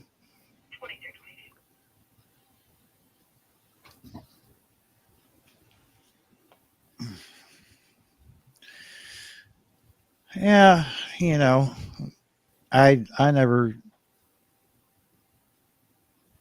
always had a cover, and I'm probably going to kick myself in the ass for saying this now, but I always kept mine. I always just said it was a Part 15, FCC approved station. Now, whether it was or not, it's up for debate. But it must not have drawn too much attention, because one day I was broadcasting, and let's see, I was on 105.3 at the time over in London, Kentucky, and slightly over the 1 milliwatt that they allow you on FM. Slightly. It's an understatement. And guess who's in town? I had to go get cigarettes from the Speedway, and which was right around the corner from the trailer park we lived in. And I walked in there, really not paying too much attention to my surroundings, and I finally get through the line, which was all backed up to the wall, because that place just got all kinds of business. And I pull up to that, up to the counter, and I said, I need a carton of cigarettes. And she moves out of the way, and I see this official looking person standing across from me. And I thought, okay, no big deal. He moves his arm, and I see the FCC emblem on his jacket. I'm like, oh, crap. I could have crapped a brick right there in the store. And I thought, oh, I'm in trouble. And I called back at the house when I got in the car, and I said, just push that black button, like right now. And later on, I talked, told the ex what happened. I said, yeah, there was an FCC agent in the store, and there was one out in the truck. And their trucks aren't obvious. And the only way I knew that, for sure that's what it was, because the other agent was sitting in the van, and I walked around the back of the van, and it had government plates on it, and it said FCC on there. You know how they put the little 3-letter thing next to their plate, like on the plate, and it said FCC. And I was like, oh, crap, this is real. I got on the phone and called over there real quick. And later on, I talked to David Smith, who operated several stations out here, licensed ones. And he said, you could have kept it on. He said all they was looking for was they were up there because a pager system was interfering with one of the radio stations in London. But dude, I felt like I dodged a bullet that day. Yeah. I probably did, but I mean, I was running clean. I had a high pass filter in line. I wasn't running, like excessive power. And, I did have listeners. I didn't think I did, but people would park over in the plaza behind the trailer park. And I didn't know this until I had gone to the cinemas up there. And I was nosy because I hadn't, I didn't know what the cinemas had in it. Someone said they had video games and whatnot. And I thought, well, that'd be cool to go over there once in a while because we could have just walked. It was right behind us. It was summer and I had the windows down and I could hear, music playing. I was like, it sounds like something I would play. And I turned my radio on. I'm like, oh shit, they're listening to my station. I was like, oh man, this is cool.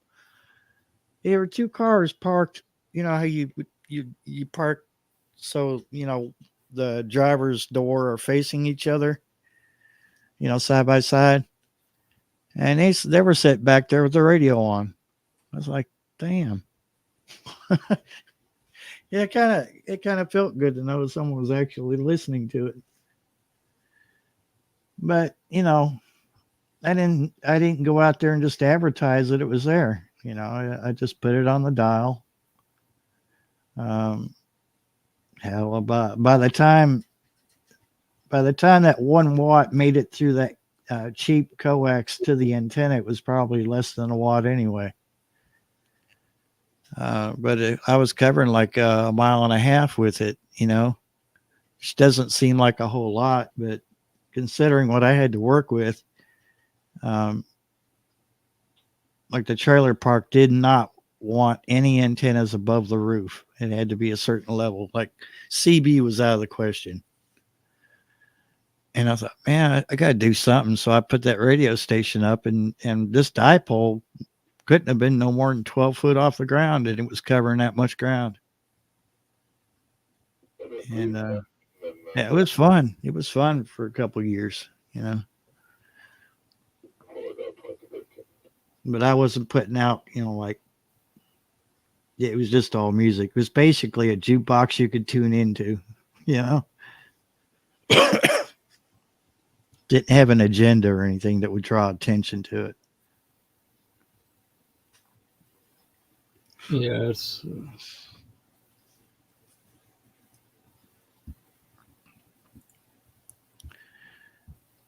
Yeah, I think the church up the road, I don't think he's been on the air lately. If he has, he's been dialed way back.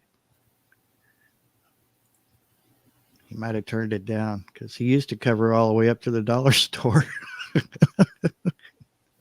I don't know if he's got it in the steeple up there or what, but the one at the end of our road. yeah. Yeah.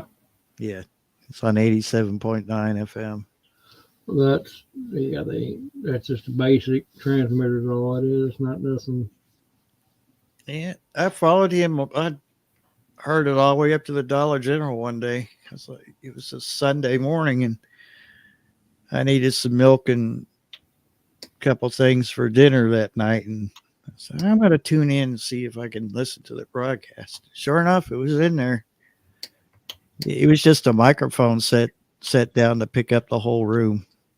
Yeah, we have that type of a system down there at church. We broadcast out in the parking lot for people that are sick and don't want to come in. I don't know how far it reaches. I don't know. Yeah. They can't reach very far because it's just got a little antennas on the box itself. It's nothing elaborate or anything. I think it's great. I think that was one good thing that came out of COVID was churches were doing that. They were like, "Oh, we got to do something." So they were like, "Well, everybody congregate in the parking lot," and then they would just turn that on. And Well, I didn't care for it really in that aspect of it, but I think the churches should have stayed, for those who wanted to go inside could, and those who didn't. But I mean, I think if it ever happens again, I don't think you'll have churches that'll be half and half. There won't be no shutting down no more. I can tell you that right now.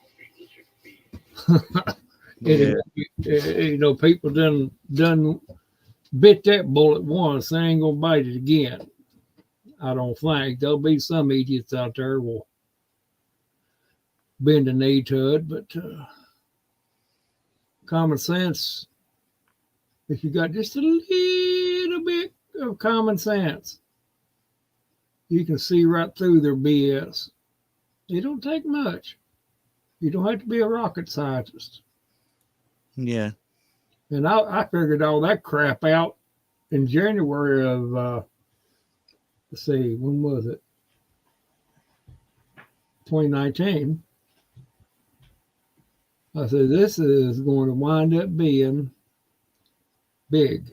And when I heard it was in that one country. And I said, right then, I said, I'm going to start taking vitamin D and C and build my immune system up. And I started taking it a long time before anybody even, it wasn't even mentioned in this country at all. And well, about September it hit. I said, I told y'all. Well, yeah, I smelt that a long ways off.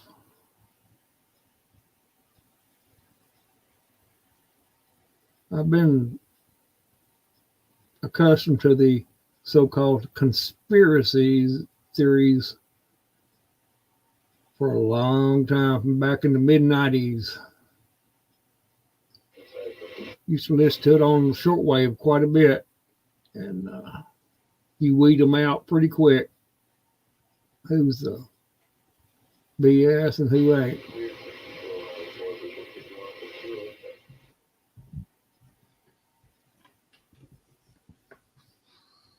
Now, I never thought they would completely shut everything down like they did.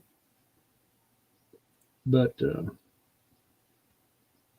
and to be quite honest with you, I didn't know how bad it was going to be. Quite honest with you.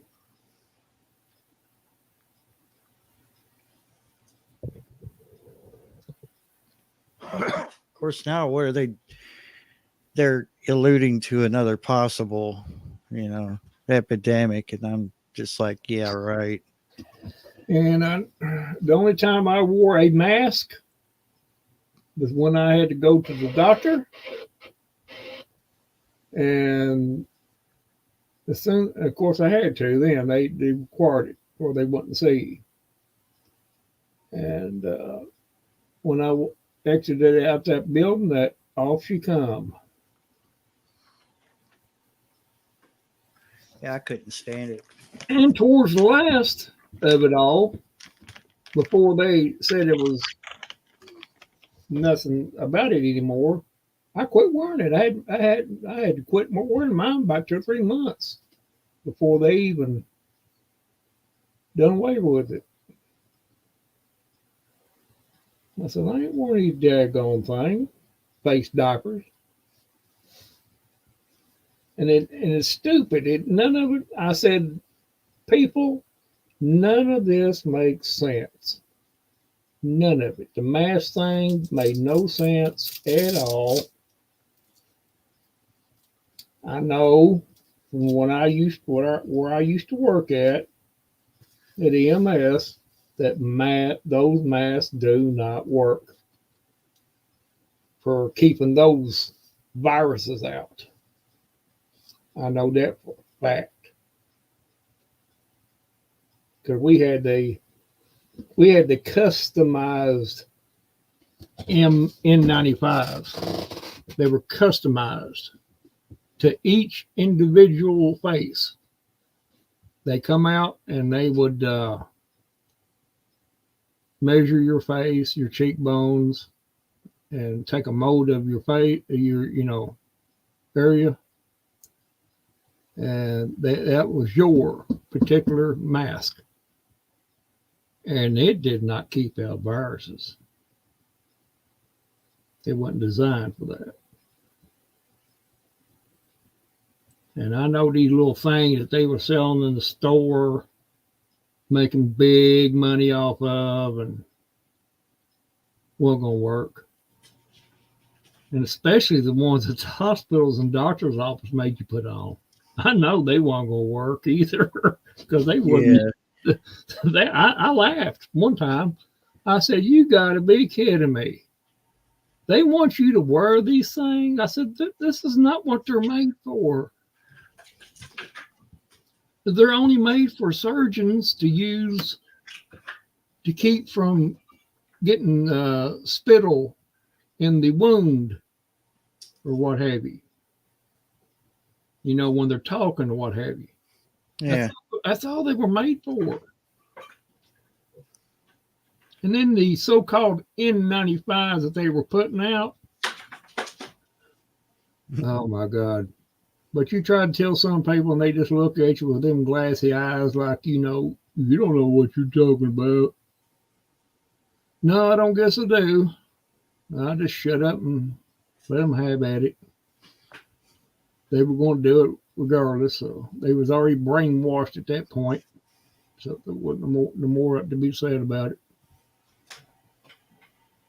And it finally, like I knew it would, it finally fizzled out.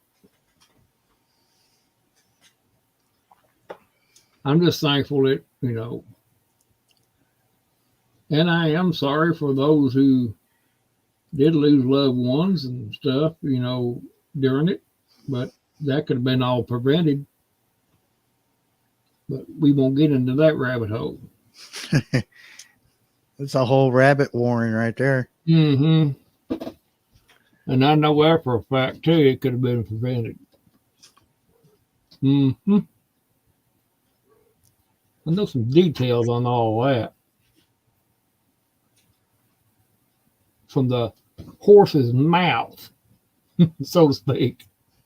Mr. Ed? Yeah, it might be. His name might be Ed. Their name might have been Ed. But no, a little bit of common sense, people, will go a long way. I mean, I'm not the smartest guy in the world, but my good Lord, when it's in your face like that, when it starts not making sense, then there's something wrong with it. 99% of the time. That's just like out here in the everyday life. But when you come up across something that makes absolutely no sense, none whatsoever, then it's got to be BS. It's BS. Why are they doing this or that? Why?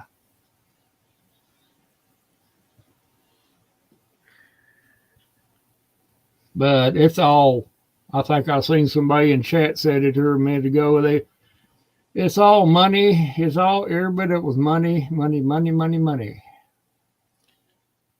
Money, money, money. Well, most of them hospitals, they installed those stupid cameras that would measure your temperature. Oh, God. And that was another big money racket right there. And then a bit more, well, and it would be like 90 degrees outside, and you go into the hospital entrance there, into the air conditioner. Sure, it's going to be, your body's going to retain that heat for a while. COVID. And you see, and what made me laugh so much, You see idiots driving up and down the road with them little face diapers on. Driving up down the road. Oh my God. And they're by themselves. By themselves. Well, too, they would have, sometimes they'd have somebody with them, but there they are. The whole car, everybody in the car had one on. Oh, is this a comical saying that you said? I said, all you can do is sit there and shake your head. Mm-mm-mm. And those are the very people that would, if they told them to, oh, if you jump off this 80-foot cliff, it'll save you. Yeah. It'll cure you of all your diseases. Oh, okay. Do I have to take a running jump or just jump or just step off of it? It don't matter. Just either one you feel like doing. And Homestead Aquarius is quoting all the good songs, and I just thought, just when you said they would all jump off the same cliff, it will save them. The song from the Police, there's a line in there. They're all packed like lemmings in shiny metal boxes, and it just my brain works that way. But it was just what was the name of that song? Yeah, it's about a Scottish. I quit worried about stuff like that anymore. I'm not. If they ain't got enough sense to see it themselves, I'm not going to go around holding their hand. I'm not going to do it. If they're grown people, they can get up in the morning and put their pants on. Got any help? I think. I do question that sometimes, but then again, Synchronicity, that's what it was. If they can't see it themselves, then, who am I to tell them? I can do well to take care of my own self.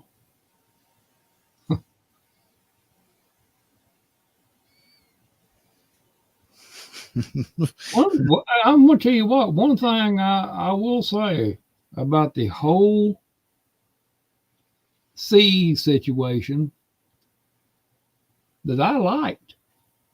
I loved it. Loved it to death.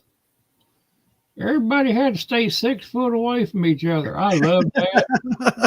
I loved that. I said that is the best thing they could have done. I don't want nobody around me. Stay away from, and that was your excuse, say. You could go around, and now you go around nobody and say, I just don't want them. I just don't want to get sick. Yes, 6 foot. I'm going to do better than that. I'm going to stay 10 foot, maybe 20 foot, just to be on the safe side. Yeah. Yeah, I loved it. That one little aspect of it. And, it's funny times. You gotta laugh at it. It's a joke in on itself. Yeah. Please don't stand so close to me. Yeah. That's what I should have been singing. Or had it on the CD or something, with a boom box or something with me. When I go around the crowd, I'll be singing it. Don't stand so close to me. Yeah.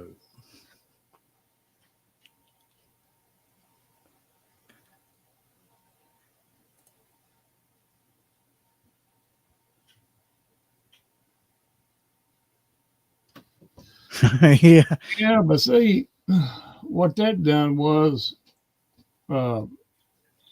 now You can only draw it for a certain amount of time now.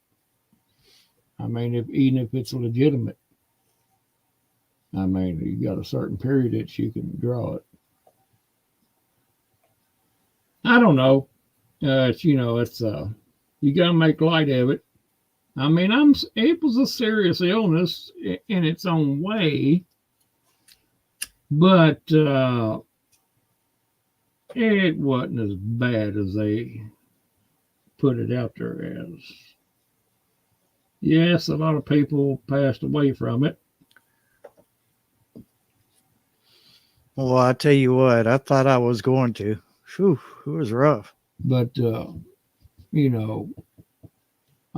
of them that were on those machines didn't have to be on the machine at all.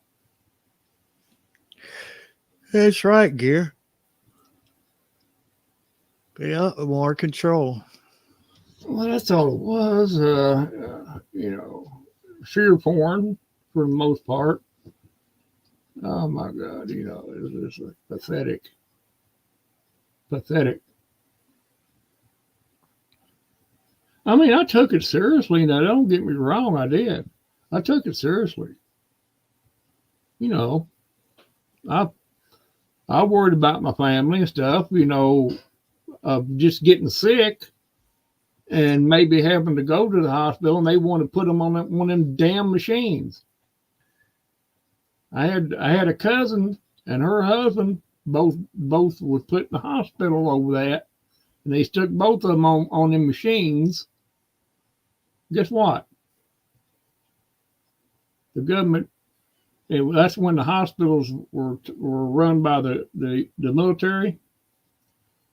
Yeah. Guess what they done? They went right through there and unplugged every damn one of them. Wow. Every one that was on the machine, they unplugged it. I know that for a fact. They did. So there you go. They can take that and put it in their pipe and smoke it. I mean, it's the truth. It shocked me when I heard it, but it also come from the horse's mouth. I said, "You got to be joking!" No. Went right through there and unplugged them. Her and her husband were in the same hospital. They both died same year, with about a month, about a couple weeks apart. Jeez.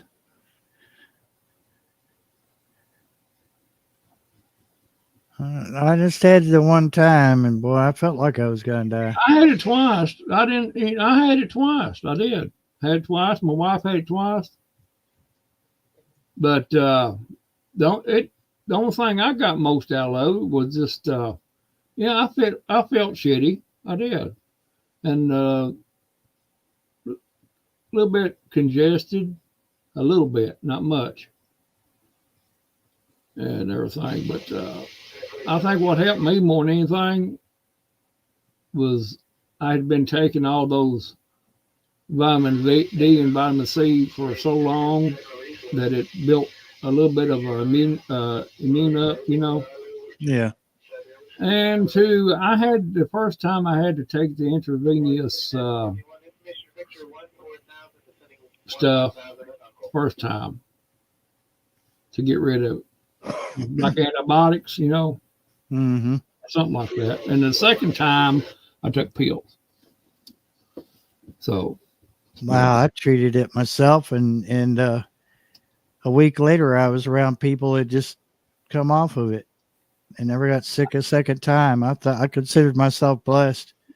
I Boy, God. had 2 times a year apart from each other. Yeah. A year apart. And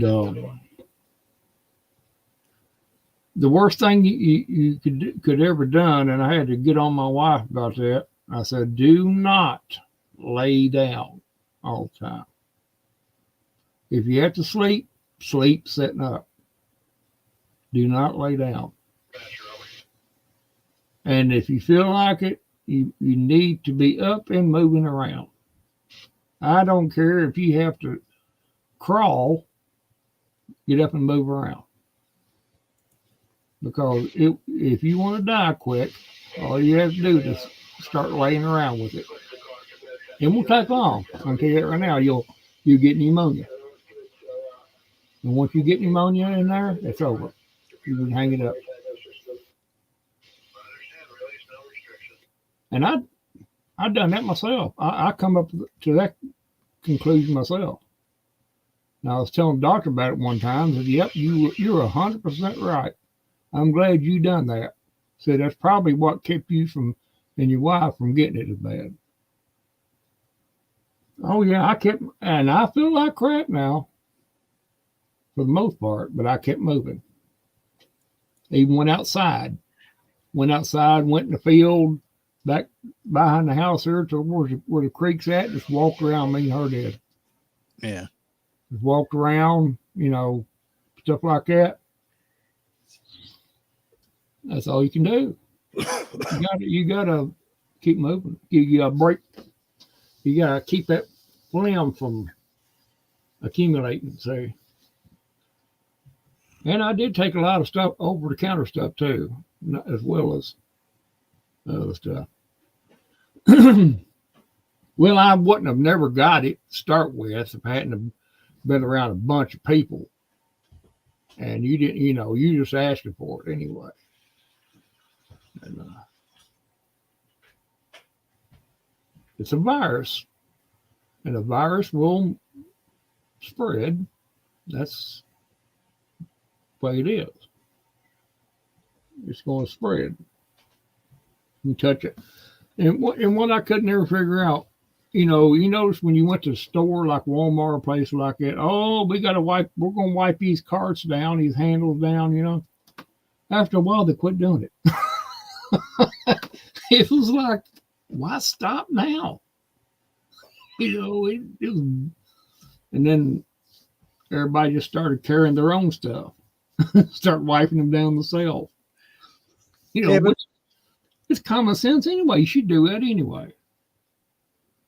And the silly thing about it all, sure, that helps a bit, sterilizing your cart, and we probably should still be doing that, but what's the point? Because thousands of people go in and out of those stores every day. True. They're picking something up, putting it down. True. That's true. You go now everything's self-checkout. And all you can foods and stuff like that. Oh, I like this bundle of bananas. Or they'll pick it up and look at it. Oh, I don't like it. Put it back down. There you go. Germs all over banana peels. Yeah. So, unless you got x-ray vision or something that can detect it, you don't know whether You're Superman. Yeah. I'm going to condemn this whole row of pinto beans on the shelf because why? They might have the bug on them. Got to throw them all away. No. Our shopping carts at the local dollar store are turning like that gear. You're lucky if you can get it to push straight, or they leave them out there in the parking lot to get banged up and everything. Yeah, well, you got that goes back to another common sense thing. You treat it, and I try to tell everybody this is treat it like you would the flu, regular flu, or any other kind of sickness. Just do the basic things that you've always done, and you'll be safe enough. You may still get it, but you'll stave it off for a while, hopefully. And I know some people that's never had it. Never did get it. But they wasn't around people a whole lot. That was the key.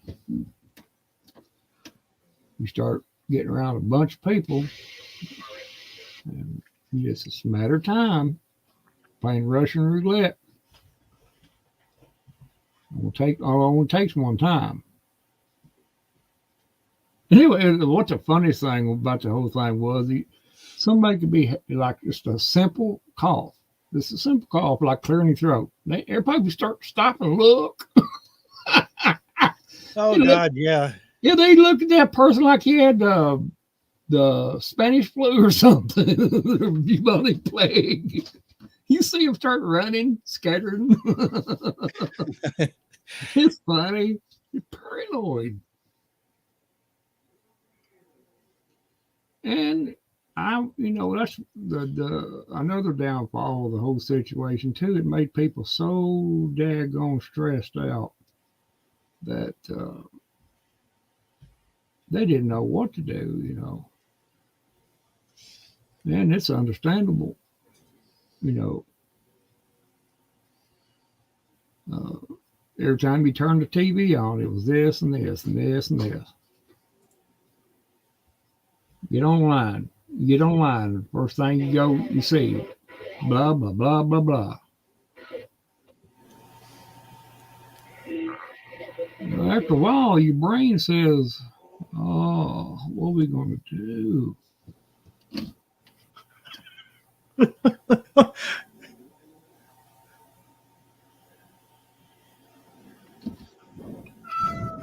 I got a cat fight fixing to start, Oh, my Lord. and then paint's blocking the microphone. Huh.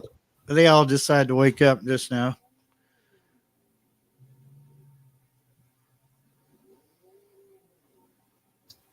I'll be back one momento. All righty.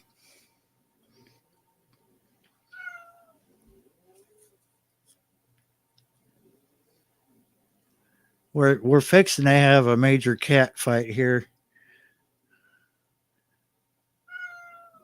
Sometimes you just gotta let them have it out. It's the whole male dominance thing with cats.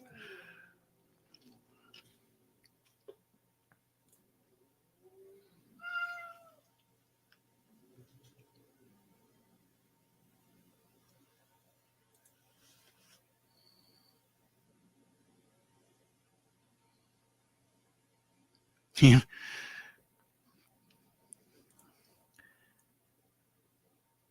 The funny thing, I thought for sure, like this was the day. I think the day after they announced everybody was on lockdown, and I went to the Shell station at the end of the road, and this was before they bought into the whole Shell franchise, and our town doesn't have a whole lot going for it.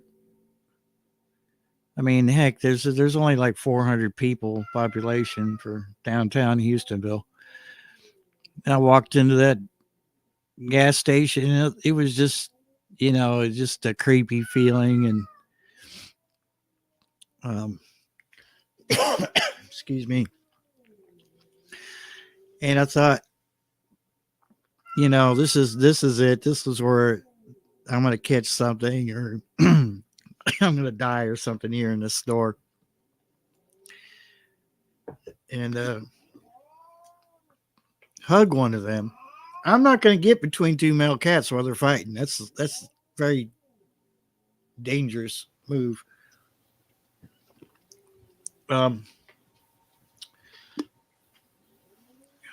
I was gonna grab a few things, cigarettes and whatnot, at the gas station, and he goes, buddy, if you go down that aisle, go the other way. There's someone has puked right there, and I have not had a chance to clean it up. It's just me here. And I thought, oh, great, there it is. So whoever puked right there probably had it. I thought, oh, I'm going to be sick the next couple of days, but it was actually a few months later that I came down with COVID. I just got sick as a dog.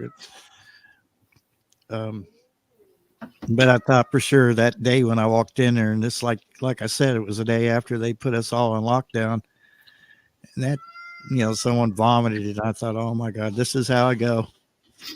This is it right here.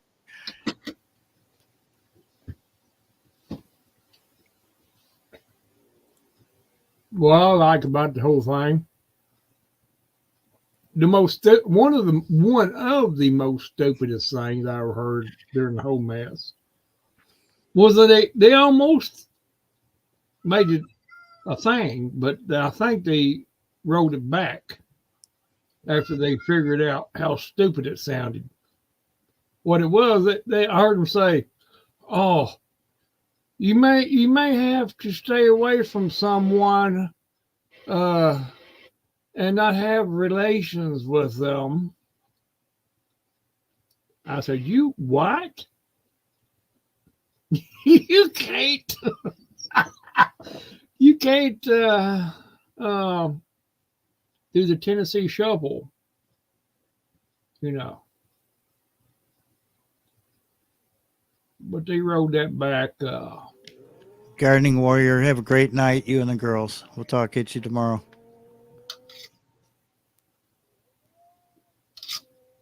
Wrap them in towels and put them in boxes.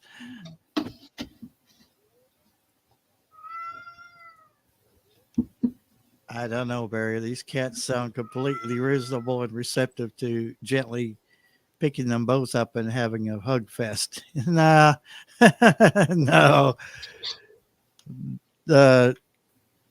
Jack is laying on his back with his paws stretched out like he's ready to pounce, and Dark Paws just giving him a stare down. They're just having a growling fest right now. Wow.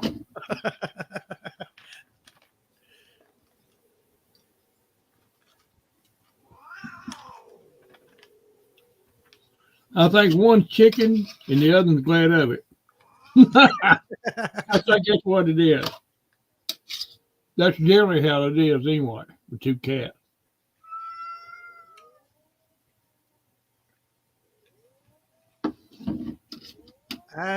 I've seen Jack put a hurt on Dark Paw before.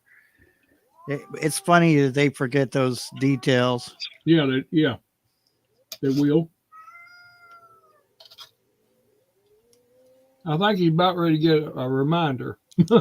Yeah. I think that's coming.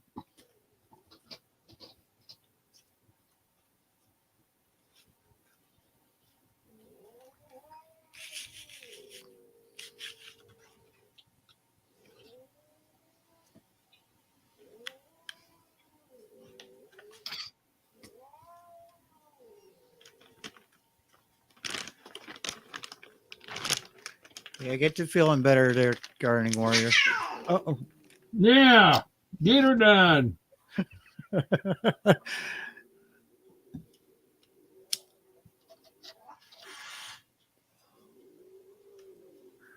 Jack, this whole time, Jack has just been on his back with his paws outstretched and growling and hissing. Dark Paw is doing a slow walk around him. Got this kind of raised up posture, like his front part of his body's up a little higher than the rest of him. I don't know how Jack thinks he's going to do this on his back, but they're both black and white. They're just, it's like they both have always had some kind of problem with each other.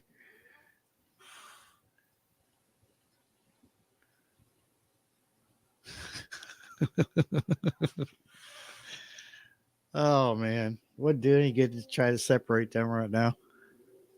Get you a squirt bottle with some water in it. That generally takes care of it.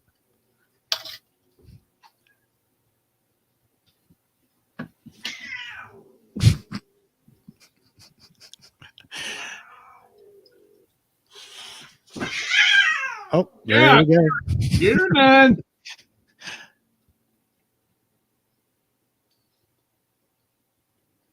There are times when I got caught mid swing and got some pretty nasty scratches from separating two male cats.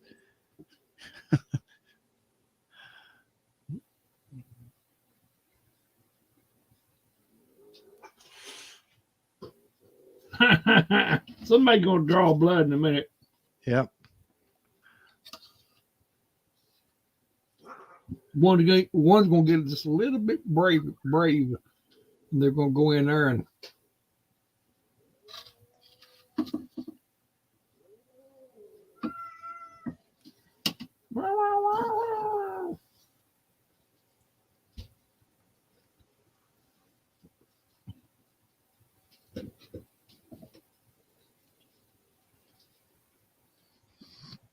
They wasn't trying to keep you safe.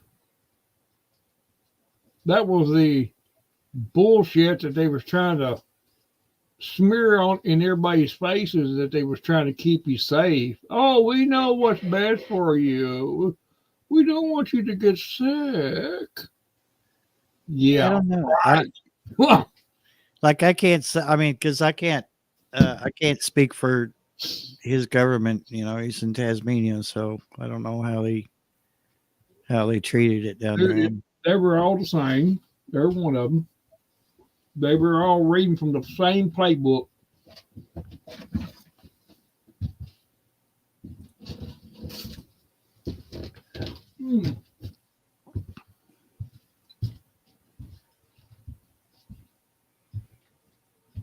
It's we've been lied to, and for so many years from the very people that are supposed to work for us, that we've got to that point where we're like, yeah, well, I don't believe what you're saying anymore. But just like the boy that cried wolf. Right? After a while, I'm just like, whatever, I'll deal with it when it comes around, because what else can I do, really? They're going to have their way, and if that didn't work, then they have something else in the works. So, just goes back to that old saying that that power corrupts. Certainly does.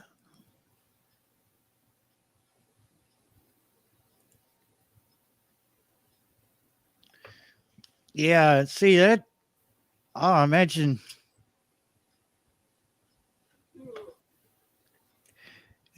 Jonesy's got a really nice view of the bay down there, and he sees a lot of the cruise ships come in and out. I can't imagine what that was like. Just not, nothing moving down there. That's when you realize something's not quite right. When you don't see something that you took for granted every day. Here comes the cruise ship coming in, just tourists coming in, and then all of a sudden it's like they stopped. You're like, this is really weird.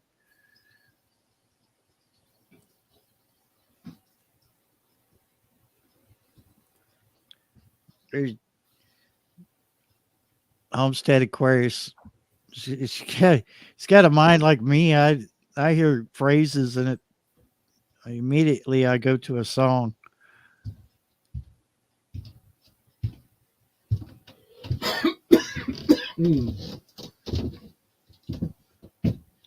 I can totally understand the whole stop the planes thing, because what you were sitting there elbow to elbow with people in an enclosed cabin.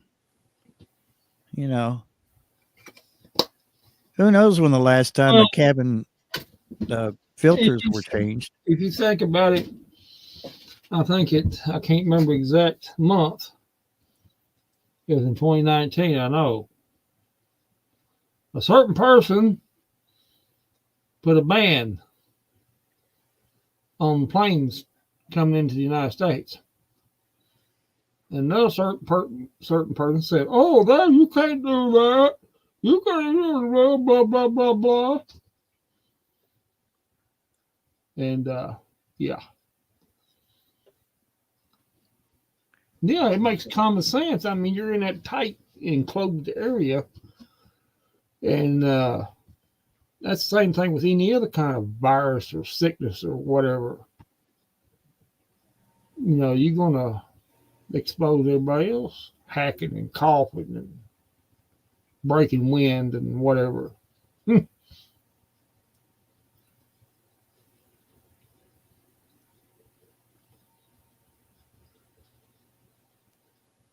If that I heard a helicopter. Oh golly. I bet them people that bought up all that TP, I bet they got enough to last them another 20 years. Yeah. Oh I my know God. when the ex went to take care of her father's property and whatnot over there in Harrodsburg, he did the same thing everyone else did. He bought up a ton of toilet paper. He had a closet it was from the floor to the top of the closet full of toilet paper. And this was after it all cleared up and everything, and everyone was allowed to, go back to normal as it was. She said, "I know what I'm going to do." She was selling that stuff like it was candy, and people paid for it. They pay they just pay for it like, well, I don't have to go to Walmart now. I can just buy it from her. It was crazy, but yeah,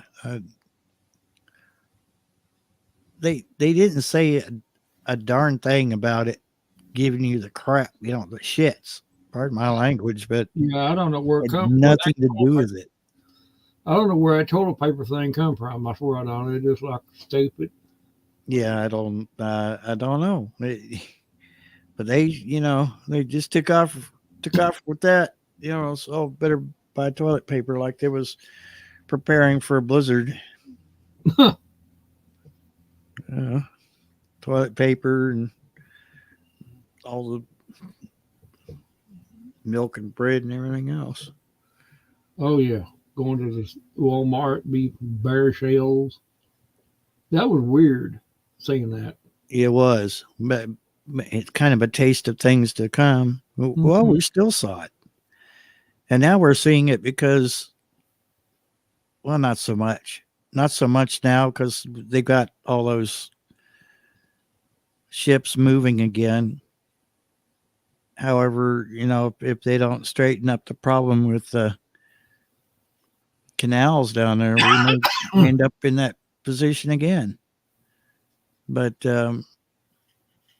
we went for a while there. Just last year before, it was 2022, wasn't it, when the supply chain got disrupted? Mm-hmm. All them container ships out there to sea, just sitting there. Half that stuff probably went to crap. Man, this company's probably lost, millions.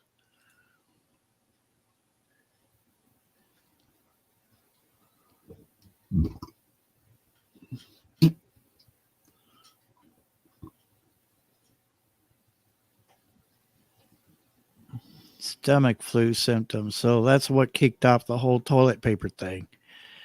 See, I completely missed that part, but I don't own a TV, so you get sort of a condensed version of the news if you go to NBC, CBS, or ABC. The shortened version of the news that's for people with a short attention span. Mm-hmm.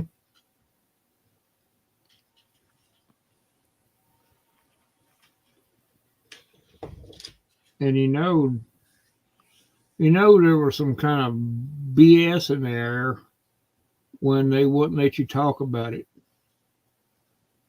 There was something up. It's, I don't know. Yeah, it right there is why, and that's something that me and Goblin have talked about on the radio, that You just gotta sift through the BS, not even pay any attention to it, and move on to what makes sense to you. Mm-hmm. And you also have to like, and I'm sure I'm preaching to the choir here when I say that you have to watch. You got to watch some of these channels because a lot of them are putting their own spin on it, or they're just doing a copy paste of what someone else, 6 other channels have already said. And Yeah, you listen to what makes sense. Don't you yeah, know? that's 'Cause what you got to do. there is a lot of BS on YouTube. If you don't, it will drive you nuts if you don't do it. I think it's still going mad, Jonesy. You know, just in a different way. Yeah, different. It's just dished out differently.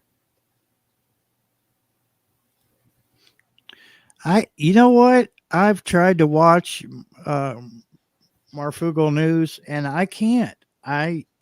It's not him. It's just that it takes so long for him to get to a news article that I lose interest. Because they put it towards the end of the video. Yeah, or there's a lot of fluff in between about their channel and their merchandise, and Mm-hmm. I don't care about that. Tell me what what your whatever your topic is. Please let me know that. Don't go through all that nonsense that, well, if you sign up with NordVPN, you get 20% off your next order. No, it's okay to make money. I'm not against that, but come on, put it at the end. Don't put it at the beginning. Put all the money making stuff at the end of your videos. And I know he's doing a lot of lies, but come on, put it at the end. Because a lot of times I'll be sitting there watching live streams and suddenly a video or an ad will pop up, sometimes 2 or 3 in a row. The live stream continues going and you miss probably 3 or 4 minutes of whatever it is the person was talking about in their live stream because you're sitting there watching an ad. And I don't blame the content creators. I just blame the way YouTube sets up ads and stuff. And I understand you can adjust it, but there's been people say, well, I've made adjustments. I can't help that, it's ads are popping up in the middle of a live. I'm all for them making money. That's great, but you're not going to make that much that you have to put it in the middle of your live stream. So I that's another thing kind of turns me off. So many of them have got, I'm disillusioned. yeah. I'm very disillusioned at YouTube right now. So much to the point that I quit doing live streams. I said, the heck with it, because they're putting commercials on mine. I bet you I just never did look at them. Yeah, I got some 1 or 2 minute. They're not shorts. They're just regular videos that are only a couple minutes long. And I have to sit where I went back and I was checking out some of my older videos and I had to sit through ads before I could even watch them. And not all of them I couldn't skip them. Some of them were like, there's no skip option. You just sit there and watch the ad or just click off of it and move on to the next. I wasn't making any money off of that. YouTube was. Well, I'm not going to put a whole lot of work in my stuff. I'm not going to do it. I've got other things going on. But, I might put a video out or short, something like that. Maybe a live stream every once in a while. But, it's just too much. I just got disgusted, really. Just like, what's the point? I got a few people, a few legitimate channels that I do watch from time to time. You know, they put out decent stuff. You know, but even when I say decent, I say it with tongue in cheek. It's just like you can't.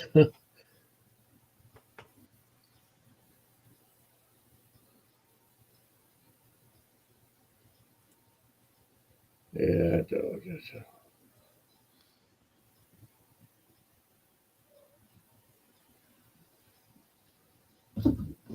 Wow.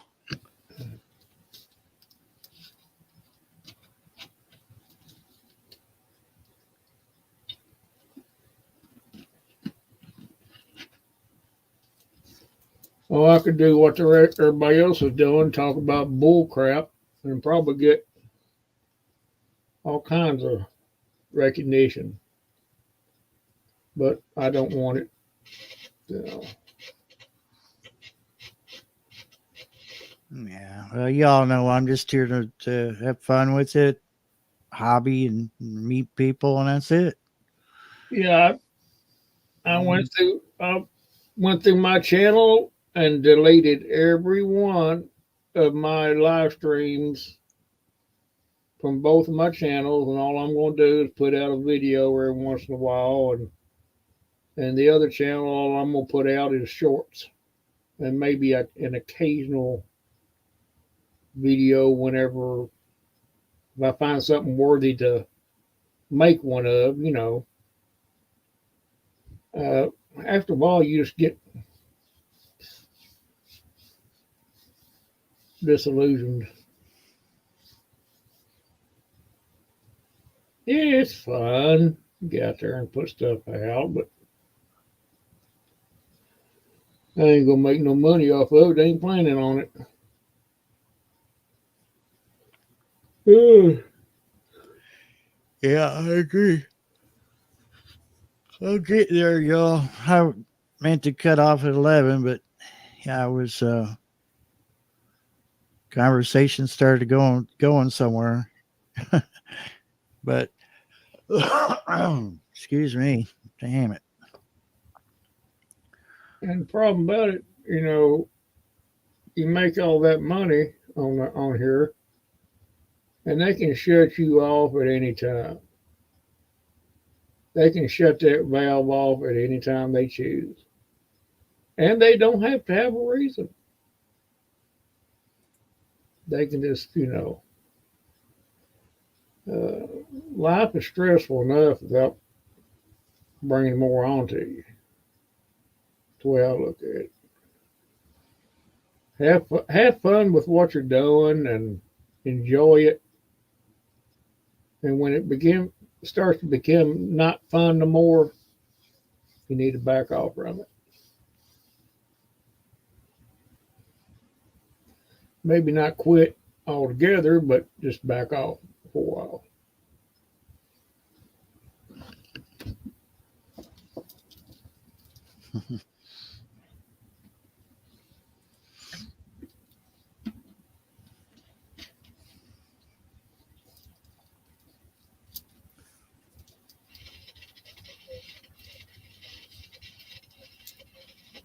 They can shut you off at any point they choose to. They don't need a reason.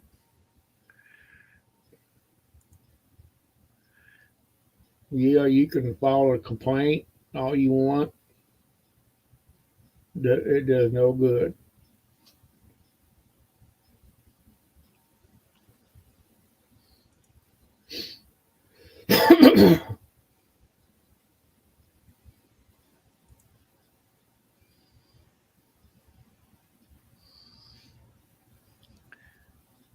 I almost thought he forgot where you were. Had to reread what he said, but he was talking about your viewer count or your sub count.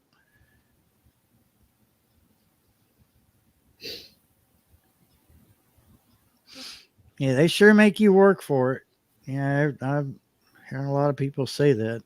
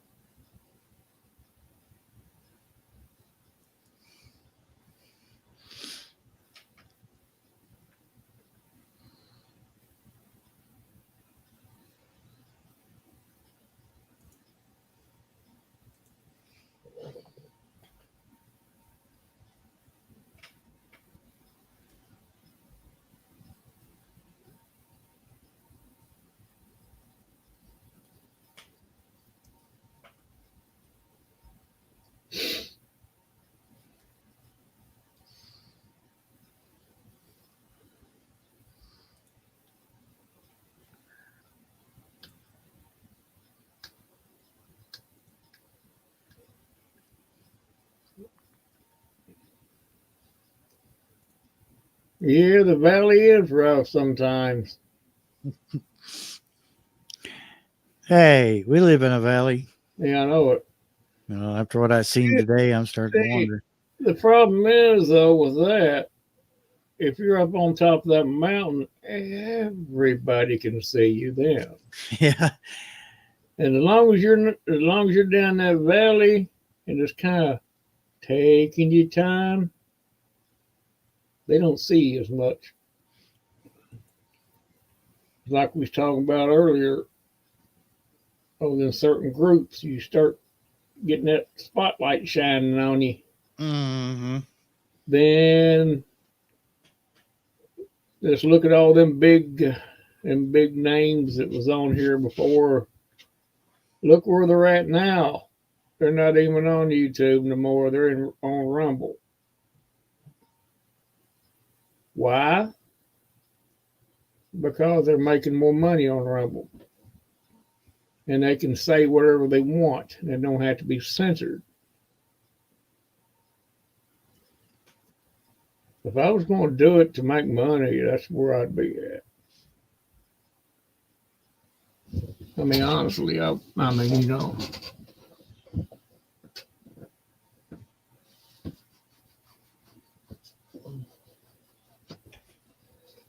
Oh, crap.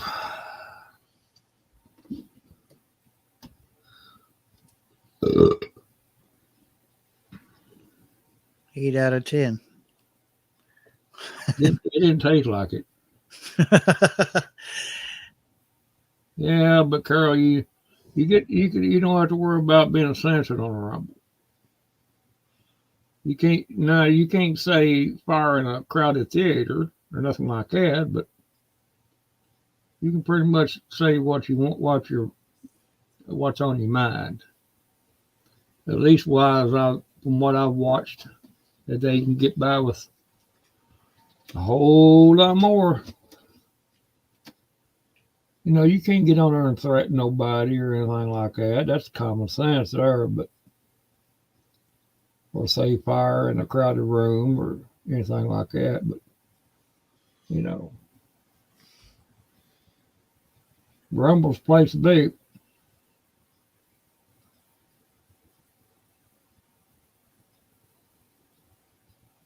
Well, any other platform besides Rumble. It don't have to be Rumble. It can be any other platform for that matter. If you're interested in getting the word out and doing your thing,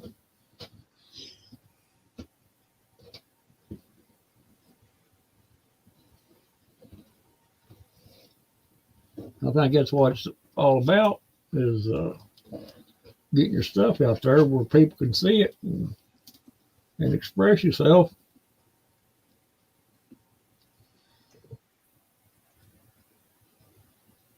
I can remember when it didn't used to be this way on here.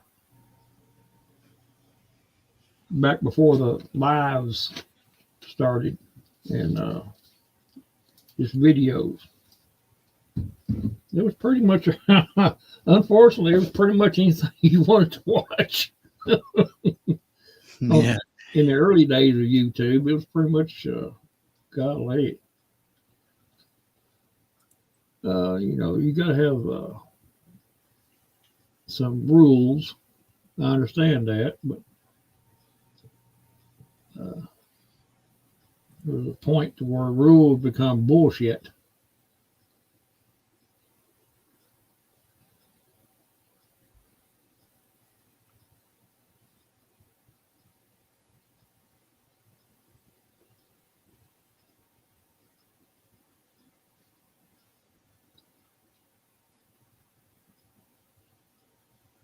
But I don't know.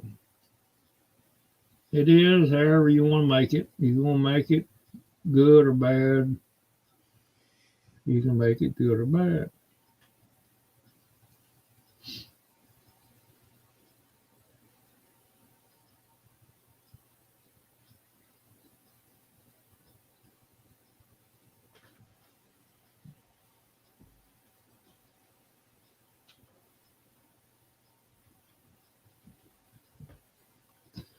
Wow. Well, I think I'm gonna call it good. Appreciate everyone coming in. Thank you for coming up, Randall. And Yeah. I may come up from time to time. You never can tell. I just won't be having any live myself. If I do, it'll be like once in a month or maybe just a couple months, whatever. I just to shoot the shit, so to speak. But it won't be no big, you know. And the only time I'll be putting any videos out, it's going to be worthy of a video. You know, it's not going to be doing videos of my rock collection or anything like that. But yeah.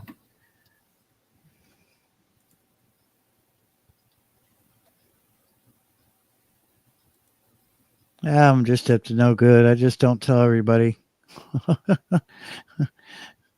But yeah, you guys have a great week, and I'll see some of you in the funny papers or messenger. Yeah, we'll see y'all. Have a good night.